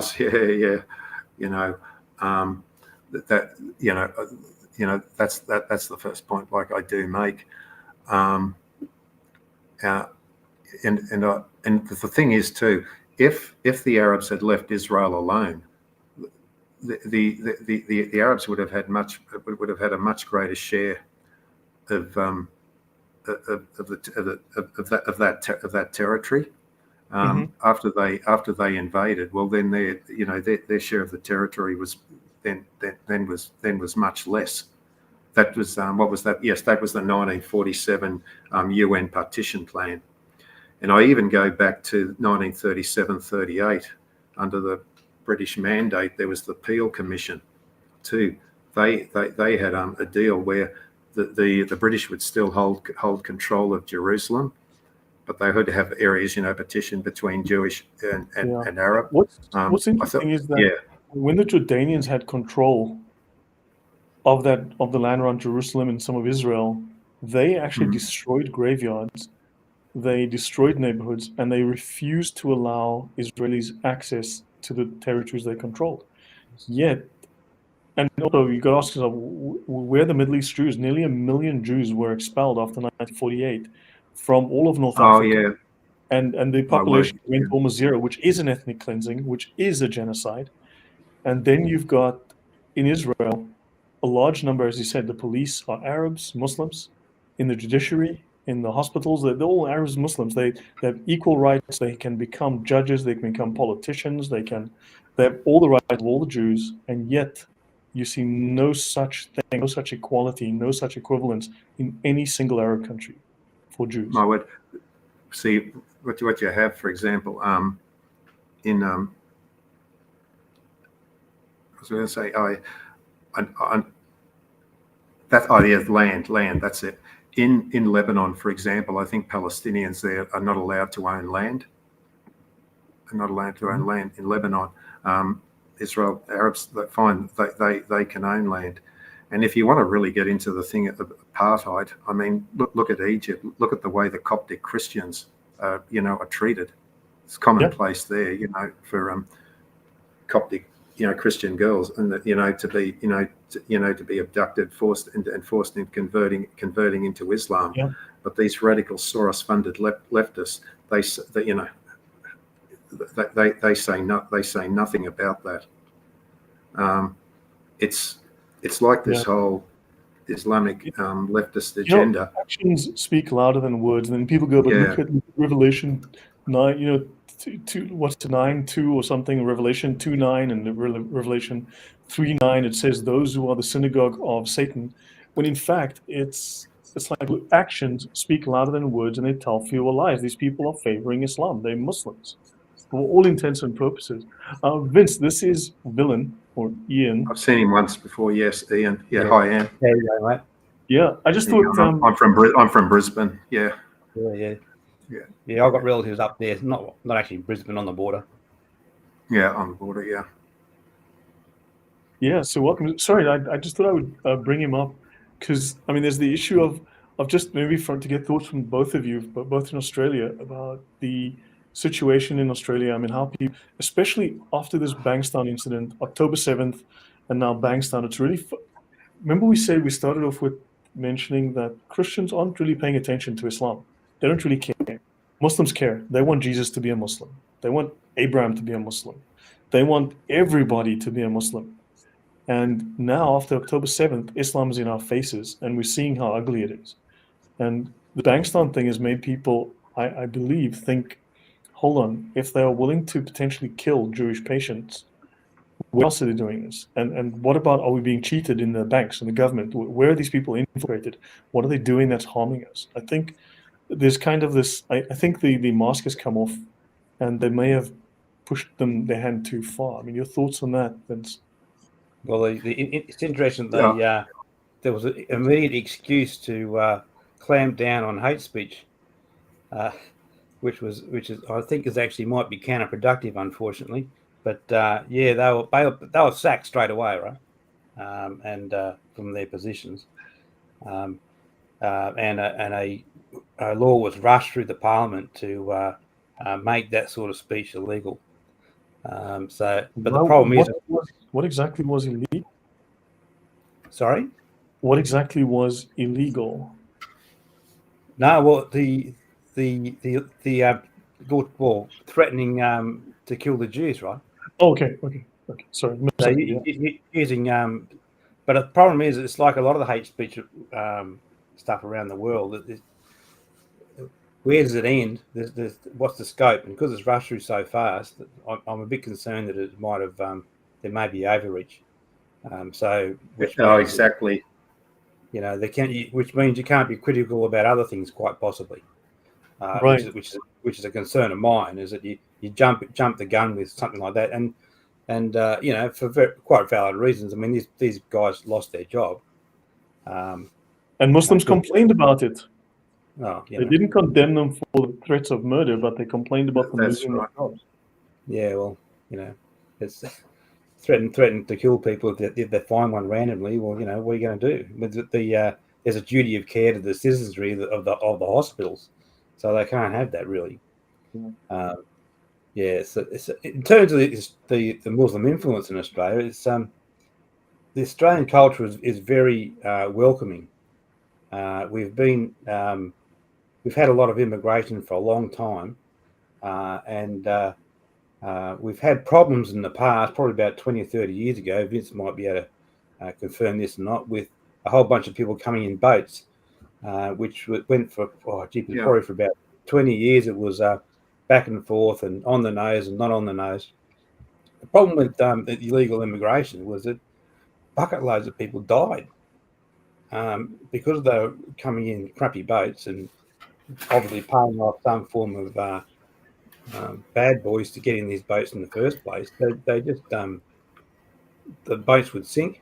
They just get dumped off, and so that I'm not quite sure the actual proportion. It was a significant proportion of the number of people who were coming over in boats were just dying, and we can't really accept that in Australia. So it was it hasn't been the case that we've accepted any form of migration like that for a very long time.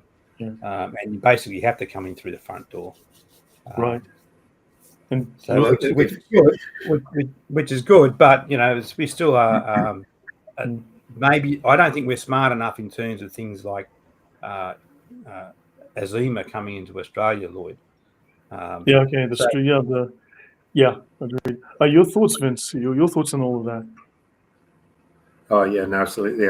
I know a while back there was a back and forth about the boat, about the boat people, and I agree with Ian. Yeah, many of them ended up losing their lives, which straight away made me think of the American southern border. How dangerous that is, people. Especially isn't it through Panama? The Darien Gap. Some people, have lost their lives just with this mass flood of immigrants coming in, and the way America was going under that Biden-Harris regime, it was fast becoming not a country. If your country has no borders, there are no you don't have a country anymore. And in one recent article I wrote that, or a letter actually, I wrote that God is not a globalist. I look at Nimrod, if you like, the Tower of Babel, he was the first globalist. Whereas God, if you look, you can get passages from the New Testament and the Old Testament that say God wants borders. God wants borders. Yet, we'll get into this in another episode, but I ended up writing a letter to 86 of the, three of these 86 Dietrich Bonhoeffer descendants, who I've got to say disturbingly are absolute full-on globalists, and by their rhetoric, they suffer from Trump derangement syndrome. And by their Yeah. rhetoric, I think they don't want any national borders, because they look at the rise of the National Socialist movement in Germany, as toxic nationalism. So they say the solution to that, then they think, or it seems to me, they want one world government. A great nephew of Dietrich Bonhoeffer, his name is Tobias Bonhoeffer. He works at the Max Planck Institute. He's a neuroscientist, but he's also on the board of governors for the Wellcome Trust, which is closely linked to the Bill and Melinda Gates Foundation and the World Economic Forum, for example. And I find that in the letter, I put some of the comments in there. I think, you're pushing dangerous jabs. I said, would your great uncle Dietrich condone this? I wrote to them because they wrote about the release of a recent movie on Dietrich Bonhoeffer. Yeah. I think something called Spy Assassin, and they attacked that movie as hijacking the story of Dietrich Bonhoeffer, and they also took a swipe at Eric Matexas. He's another Trump supporter, a prominent conservative podcaster in America. Yeah. He also wrote a book of Dietrich Bonhoeffer, and by the way, he's one of the major sources. His book is one of the major sources in my book, vilifying him, and so I was compelled then to write I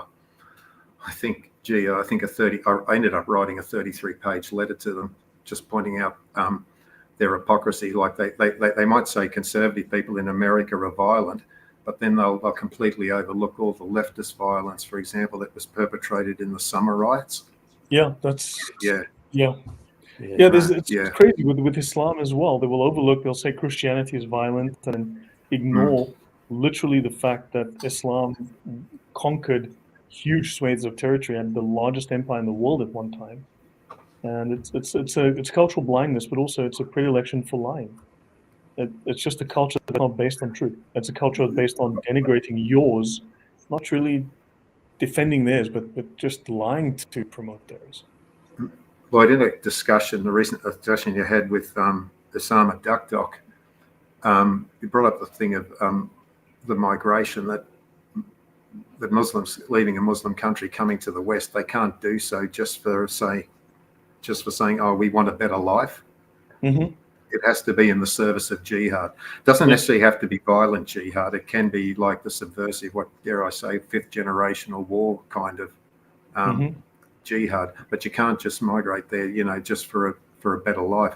And when I saw that explains a lot, like how they want our legal system, like wasn't there some years ago even an Anglican bishop in the UK? He was saying that Britain maybe should adopt Sharia law, or at least in some localities. I heard, and I'm thinking, don't you have any grasp what that entails? Yeah. Anglican Church, man, the Anglican Church needs lobotomy. Yes, it absolutely does. Yeah. Villainous, any thoughts there? Yeah, look, just on those two people, if you notice the vid on them, they're quite clean cut looking people, aren't they? They're quite neat and tidy. They seem to be have their wits about them. They're just normal people, right? And I think that's important to know. The reality is that these people with that sort of attitude are just random people walking around, and it's not like they're sort of hiding in corners with green bandanas on their forehead with Arabic writing on it. They're just random people. But it's quite clear that they're in their heart they have something else other than Australia as being a core principle, right? It is very much this Azima type or Ruksha type scenario. The people who are seen to be nice regular citizens are still in some sense supporting the hard line stuff, and that's really showed that up, hasn't it? Really, the whole scene is that these random people. They seem to be no different from anybody else you see walking down the street, but they're harbouring this deep Jew hatred, which is and it's just a requirement from their religion, right? Yeah. Kill all the Jews. I just posted an article by Vince. You just sent me an article. Twitter automatically shortens it. What was the article you sent me, please? That's my letter that I sent to the it's a bit long. It's about 18-minute read that I sent to the Southwestern Sydney local health office. Voice, and they ended up replying. In a sense, it was perhaps a summary. In a sense, it was probably a summary of my Israel Hamas essay, really. Yeah, because I thought at the centre, I was saying some of your stuff I think need some education, really, on the Israel-Palestinian issue. Because clearly, like those two, they have some major misconceptions. On what's going, on what's happening in Israel. Yeah. Like for example, I addressed the point, like they claimed, Israeli soldiers are just wanton murderous child killers, for example. Right. I've addressed that. Yeah. If academia is going to fail in its responsibilities to discuss Islam honestly, from an archaeological, historical, and just textual viewpoint, then it's up to us. And that's what we've been doing on YouTube. And if it's also going to neglect its duty in terms of informing citizens, then again, it's up to us. We have to do it. We are the media. We are the news.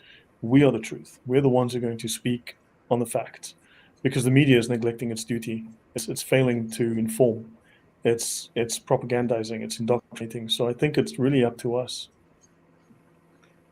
In Australia too, our socialist government, which we have at the moment, has also been making noises about bringing in people from Gaza as refugees, which I find completely insane.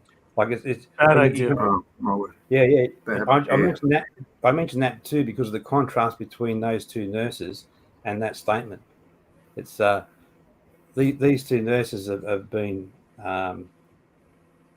lost their job because of their attitude to should be deported to Jews, and now we're going to bring in people who have been indoctrinated to, like, unbelievably since they were born to hate Jews with extreme venom. That's just doesn't make sense. Yeah, just responding to Basiljet, finding accommodation with Islam is like riding on the tail of, it's like crossing the tail on the back of the crocodile, or what's the scorpion riding on your back, in the back of the frog. That's that story, because Islam doesn't accommodate. Islam dominates. So it's only a matter of time until it starts to elbow everything else aside, because Jewish law, as it is understood, it's moral law. It's not civil law. It doesn't replace your legal system. So, Rowan being all accommodating, he doesn't realize that the crocodile's just going to eat him eventually. There is no accommodation with Islam. I mean, Islam, might be cruel to say it, but at some point, Islam needs to be banned, like the way Nazism is banned. And people say, what about the peaceful Muslims? Well, they're funding it. They call themselves Muslims, therefore they are compliant with the Sharia, and therefore and they are part of the ideology. It's like, what about the peaceful Nazis? It's like, do you really care that much about the peaceful Nazis? They were peaceful Nazis. All they did was bake cookies and wash their car and take their dog for a walk. They were still Nazis. They didn't mind what the other Nazis did. They believed in that. Go kill all those people. Go kill the Jews. Go kill the Slavs. They're okay with that. No problem. I have a problem with them being peaceful, but yet not batting an eye that they're going to murder me because I'm black. I'd say, the peaceful Muslims, they are irrelevant. Islam is the problem. So those are distractions. So one of the problems with the Sharia law courts and things like that is that people are failing to realise that the Sharia is a complete alternate political system. So it's not actually just a little cuddly cord on the side there. This is a system that will hopefully expand and take over the Westminster system that they have currently. like that. Just if Sharia took over, that is, it'll be run like Saudi Arabia or something like that, because it's or Pakistan or something. Mm-hmm. There may be some democracy amongst it or other, but it's sort of periphery, and so it's accommodating Sharia courts is a really bad idea. It's just basically you're just saying, oh well, we don't actually want Western civilization. We want something else. Yeah. And this is Yeah. the fifth column you've allowed in the front door. Vince, your thoughts? Yeah, exactly. And see, like mainstream media, like the ABC, I mean, they're almost saying, we to prove we're not racist, like we have to embrace certain aspects of Islamic law. I even saw, I think a long time, even on Channel 7, there was talk of allowing polygamy in Australia for Muslim families, and they asked this one commentator there on Channel 7, look, he's not really bright. They asked him, and he just shrugged his shoulder and he said, yeah, oh well, okay. And I'm thinking to myself, no, don't you grasp what a dangerous precedent that's setting? It's not going to, of course, it's not going to just stop on polygamy. It will definitely, it will eventually spread, and take over our whole legal system. It's like a way, dare I like to say, like with the a few years ago when we passed the gay marriage bill. They first said it was just equal rights, for gays, gay people to marry. But I think in the end, it's been a foot in the door now for the much more radical, whole transgender agenda. That's what it is. It's a wedge. Now, a wedge. Yeah, that's it. A wedge. Yeah. It's just also about hey, just guys, I'm just going to go. I'm just going to go for a minute. There's just a book I want to grab. I want to show you, Tom, but just keep talking. Yeah. Yeah. Just briefly, Dylan, on the issue of people saying, well, I've seen so many quote unquote Christians saying, well, Hitler was doing God's work. He was cleaning Europe of those nasty, people from Israel. That's the Groiper thing that you see common in America at the moment. Well, what's crazy is they completely ignore the fact that he was literally kidnapping children by the millions. As long as they were under a certain age, they could bring them to Germany and indoctrinate them into, which was like what Islam was doing with Janissaries. They were kidnapping kids and converting them and making them fight and doing things. So they were okay with that. They're okay with child kidnapping, murdering the parents, and then kidnapping the kids. They're okay with the fact that Hitler literally wanted to wipe out the Slavs, the entire Slavic population, all of Central and Eastern Europe. He wanted to murder the lot of them.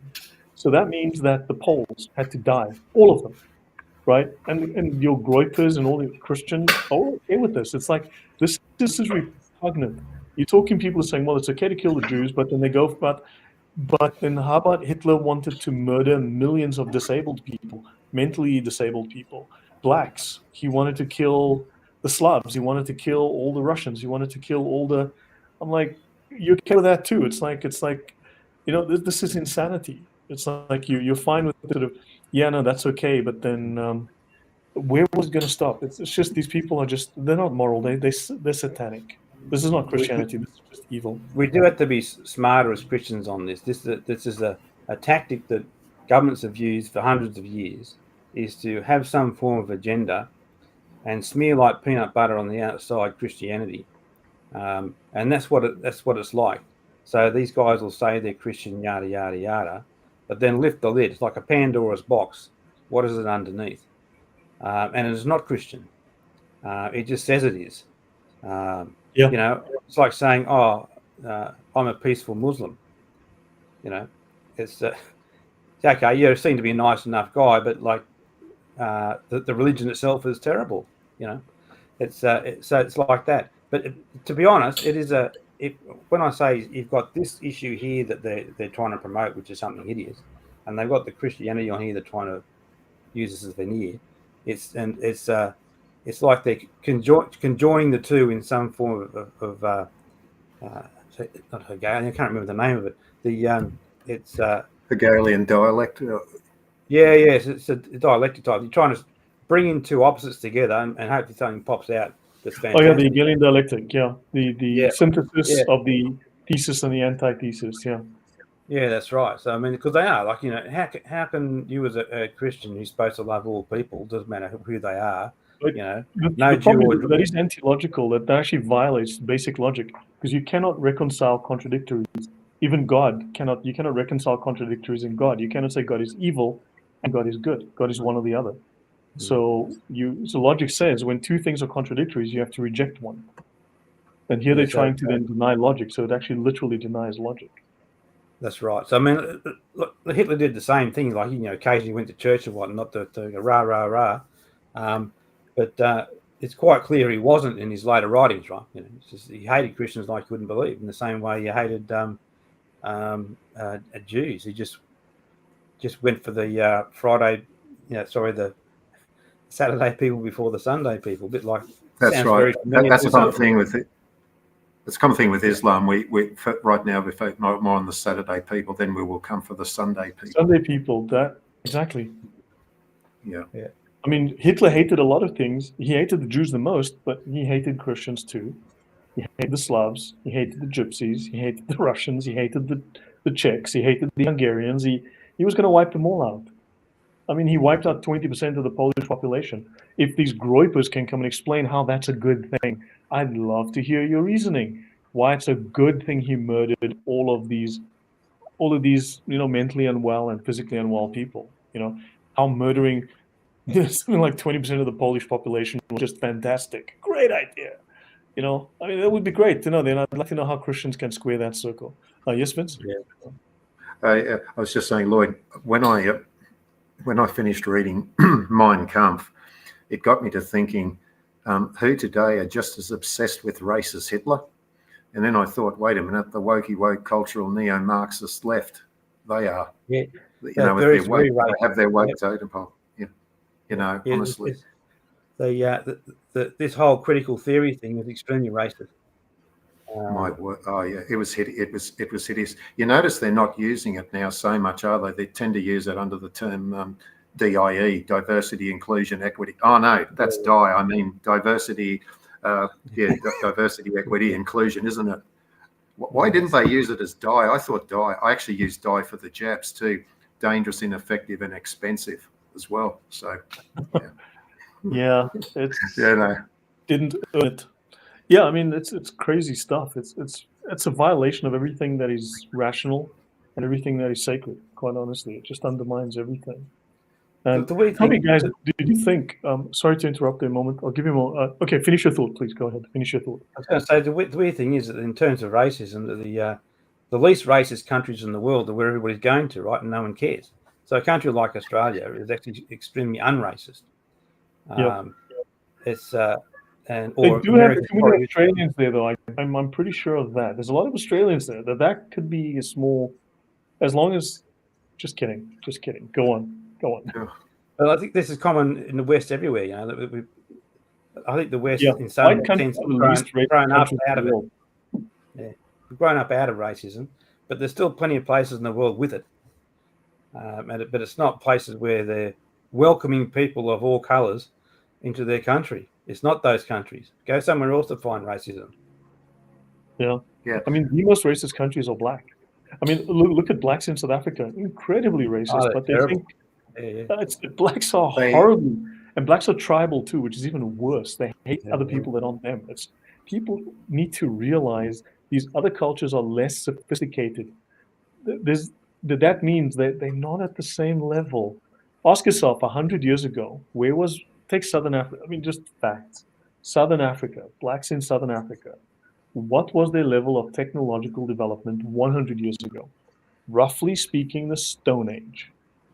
White people were building skyscrapers, massive cities, huge sanitation projects, hospitals, flying around the world, building submarines and telescopes and getting ready to make rockets. And what were black people doing? Living in grass huts. And this is not an exaggeration. We're talking 100 years ago. If white people hadn't brought technology to Africa, they'd still be living in grass huts. It's crazy, but it's true. It's not pleasant maybe for them to hear, but it's a fact. In Asia is a bit different. See, Asia's was the same, right? 100 years ago, they're all doing grass huts, but they've sort of embraced things and are moving ahead. No. The mentality hasn't changed. No, I'm not saying that there's can't find racist people there, but the embracement of technology and moving ahead and being competent is quite common in Asia. Sorry, Asia. Yeah, sorry, my bad. I misunderstood you. Vince, you went to get a book. You said you went to go fetch a book. I went to pick up this book. It's a book by a gentleman. He's a Kiwi, New Zealander, Trevor Loudon, but he's lived for years now in America. He's lived in Florida, but I think no one on the planet knows the American left better than him. He wrote before the election. I read that book on Kamala Harris and Tim Walz. A very good book. I finished reading that recently. Yeah, he's a very good because speaker. Australia has, in May, it can be no later than May. We are going to have a federal election, and it prompted Trevor Loudon to write this book. To write this book on our Marxist Prime Minister, Anthony Albanese, comrade Prime Minister Anthony Albanese's 40-year relationship with Australian communism. I'm about halfway through reading it. He's a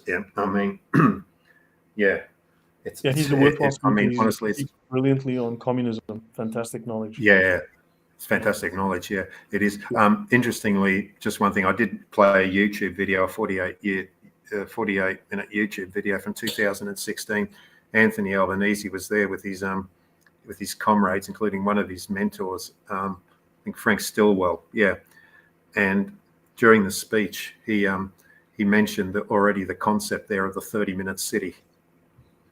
Oh, wow. So now the UK's got the 15-minute city. Pretty soon it'll be the 7.5-minute city. Yeah. He was talking about it for Western Sydney. Yeah. So there he was already we're almost at 2 hours. I'd like to sort of wind down if you guys don't mind. But I know. I'm just getting, I'll have stuff to do later too. Yeah. So look at what happened in Southport, right? That really shocked people. This incident at Bankstown really shocked people. I think it's getting people to think wider about this threat, this fifth column that was let in the door, right? You've got other incidents like the Christmas attack in Germany, and now recently these 2 or 3 attacks. I mean, just before we started the show, like 20 minutes before we started the show, another stabbing attack happened in Germany. I'm pretty sure it was probably a Hindu, right? Maybe a Catholic that went around shouting certain religious phrases and stabbing people in a market in Germany. So I mean, dead bodies on the floor or whatever. I was looking at the photos. Don't you think that this is building and people are one way or another? I mean, the desire is there to push Islam out, to say no, ban mosques. Even look in Poland, there's one mosque in Warsaw, one. House mosques are forbidden. Public mosques outside of, if you go to little halls, no. And they monitor what's going on. So Islam doesn't get a foothold here. But people, I think, would love to see it in the UK, in America, in London, in France, wherever. I think people want that.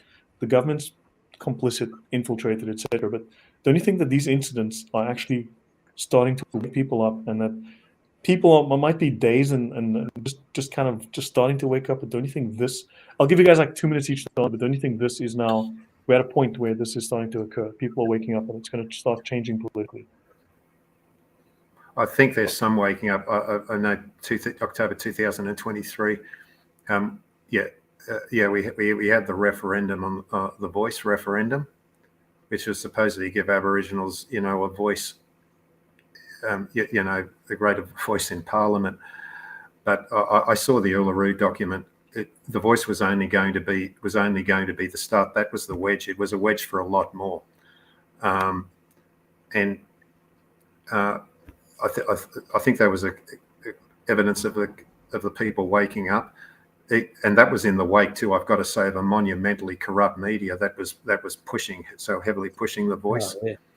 But I think, is it really fast enough? As you say, Lloyd, too, the agenda of Islam and the globalists is crumbling underneath them, although they're getting very close to their goal, right? Can we wake up in time so that the whole ground underneath them will collapse in time, right? I mean, it's no good if that ground collapses underneath them if they've already achieved their goal. Yeah. I think part of the reason why it's collapsing underneath is because when they're getting closer to their goal, it's much more obvious how disgusting they really are. And yeah. So it's, and people, it's like a pendulum. You've almost gone way too far at the other one side before you can start being pulled back because it's just so disgusting. And that incident with the two nurses, right? I mean, it's just a disgusting thing about killing Jews randomly if they're brought into a hospital in Australia. Mm-hmm. It's crap. Is that really what the attitude of these people is? And it is. But the thing is, they've got to the point now where they feel comfortable saying that publicly. So which is shocking. They wouldn't have been comfortable saying that 10 years ago, but today, for whatever reason, that's what's disturbing. Yeah. But also think 2 months ago, you couldn't say things on YouTube and on social media, and now that the emperor is now back on his throne in the US, now suddenly free speech, we can say things that were not acceptable would get you banned a couple of months back. You can now freely talk about them. So I mean, there's these two forces that are coming to a clash, I feel. I think X has probably helped that a bit too, because it's completely embarrassed all the other social media networks as well. I'm not that they're sort of kowtowing the same to what X is doing, but X has sort of freed things up, you know. There's stuff that you say on there, Lloyd, that like 5 years ago you wouldn't have been able to.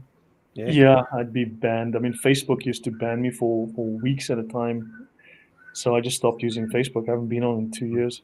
So yeah, Vince, I'm permanently banned on Facebook as of early September 2022.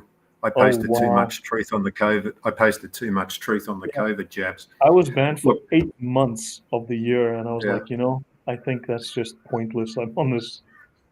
Yes, so Vince, last word to you. I would like to call it a day. It's just been 2 hours. We've got a lot longer than we thought. Guys, last question. Shall we do an Australia Day? Invite all the Australian viewers up and just talk about issues in Australia, just like a little round panel, or just all the Australians. What do you think? Should we do that in a couple of weeks? It's only a couple of weeks away.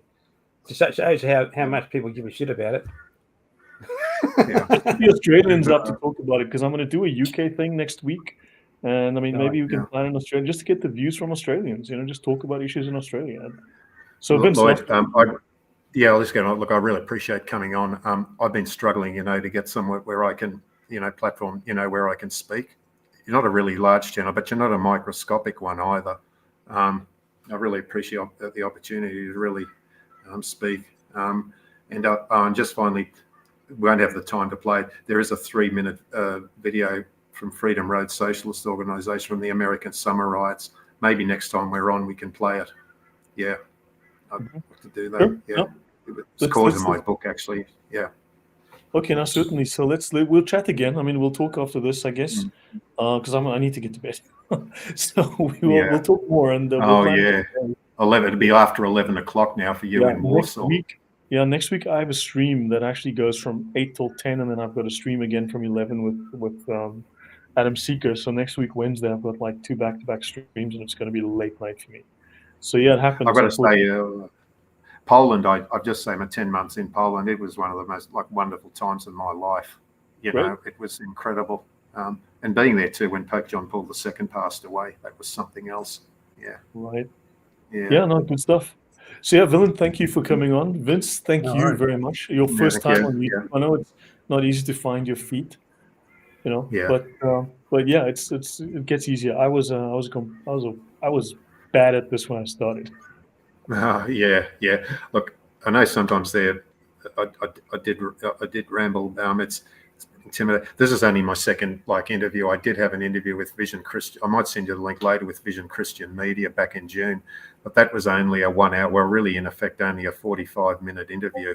I felt like I needed more, and well, that's cool. I mean, we'll plan something. We'll talk some more, and plan more things. We'll get into stuff finally, maybe of my book in more detail. Anyway, another time. Just clearly how that links. But it was honoured to be on your show, Lloyd. Yeah, really appreciate it. Great to have you, and great to meet you, Ian. Too. Yeah. No worries, Vince. Yeah, I'd love to get some more Australians on. We just do an Australian thing. If so, guys, you can hear me. You're in the chat. So those who are interested, drop a comment afterwards. Let me know, and I'll plan something. And those of you who regularly post here, who are Australian, we'll invite you up. So Vince, thank you very much. It's been really great having you on. Thank you, and for your insights, your thoughts, and we'll do this again soon. All right, we'll chat again. Okay. And Ian, All right then. Villain, thanks again. Take care, All right, everyone. guys. Thank you. Bye bye. Yes, bye.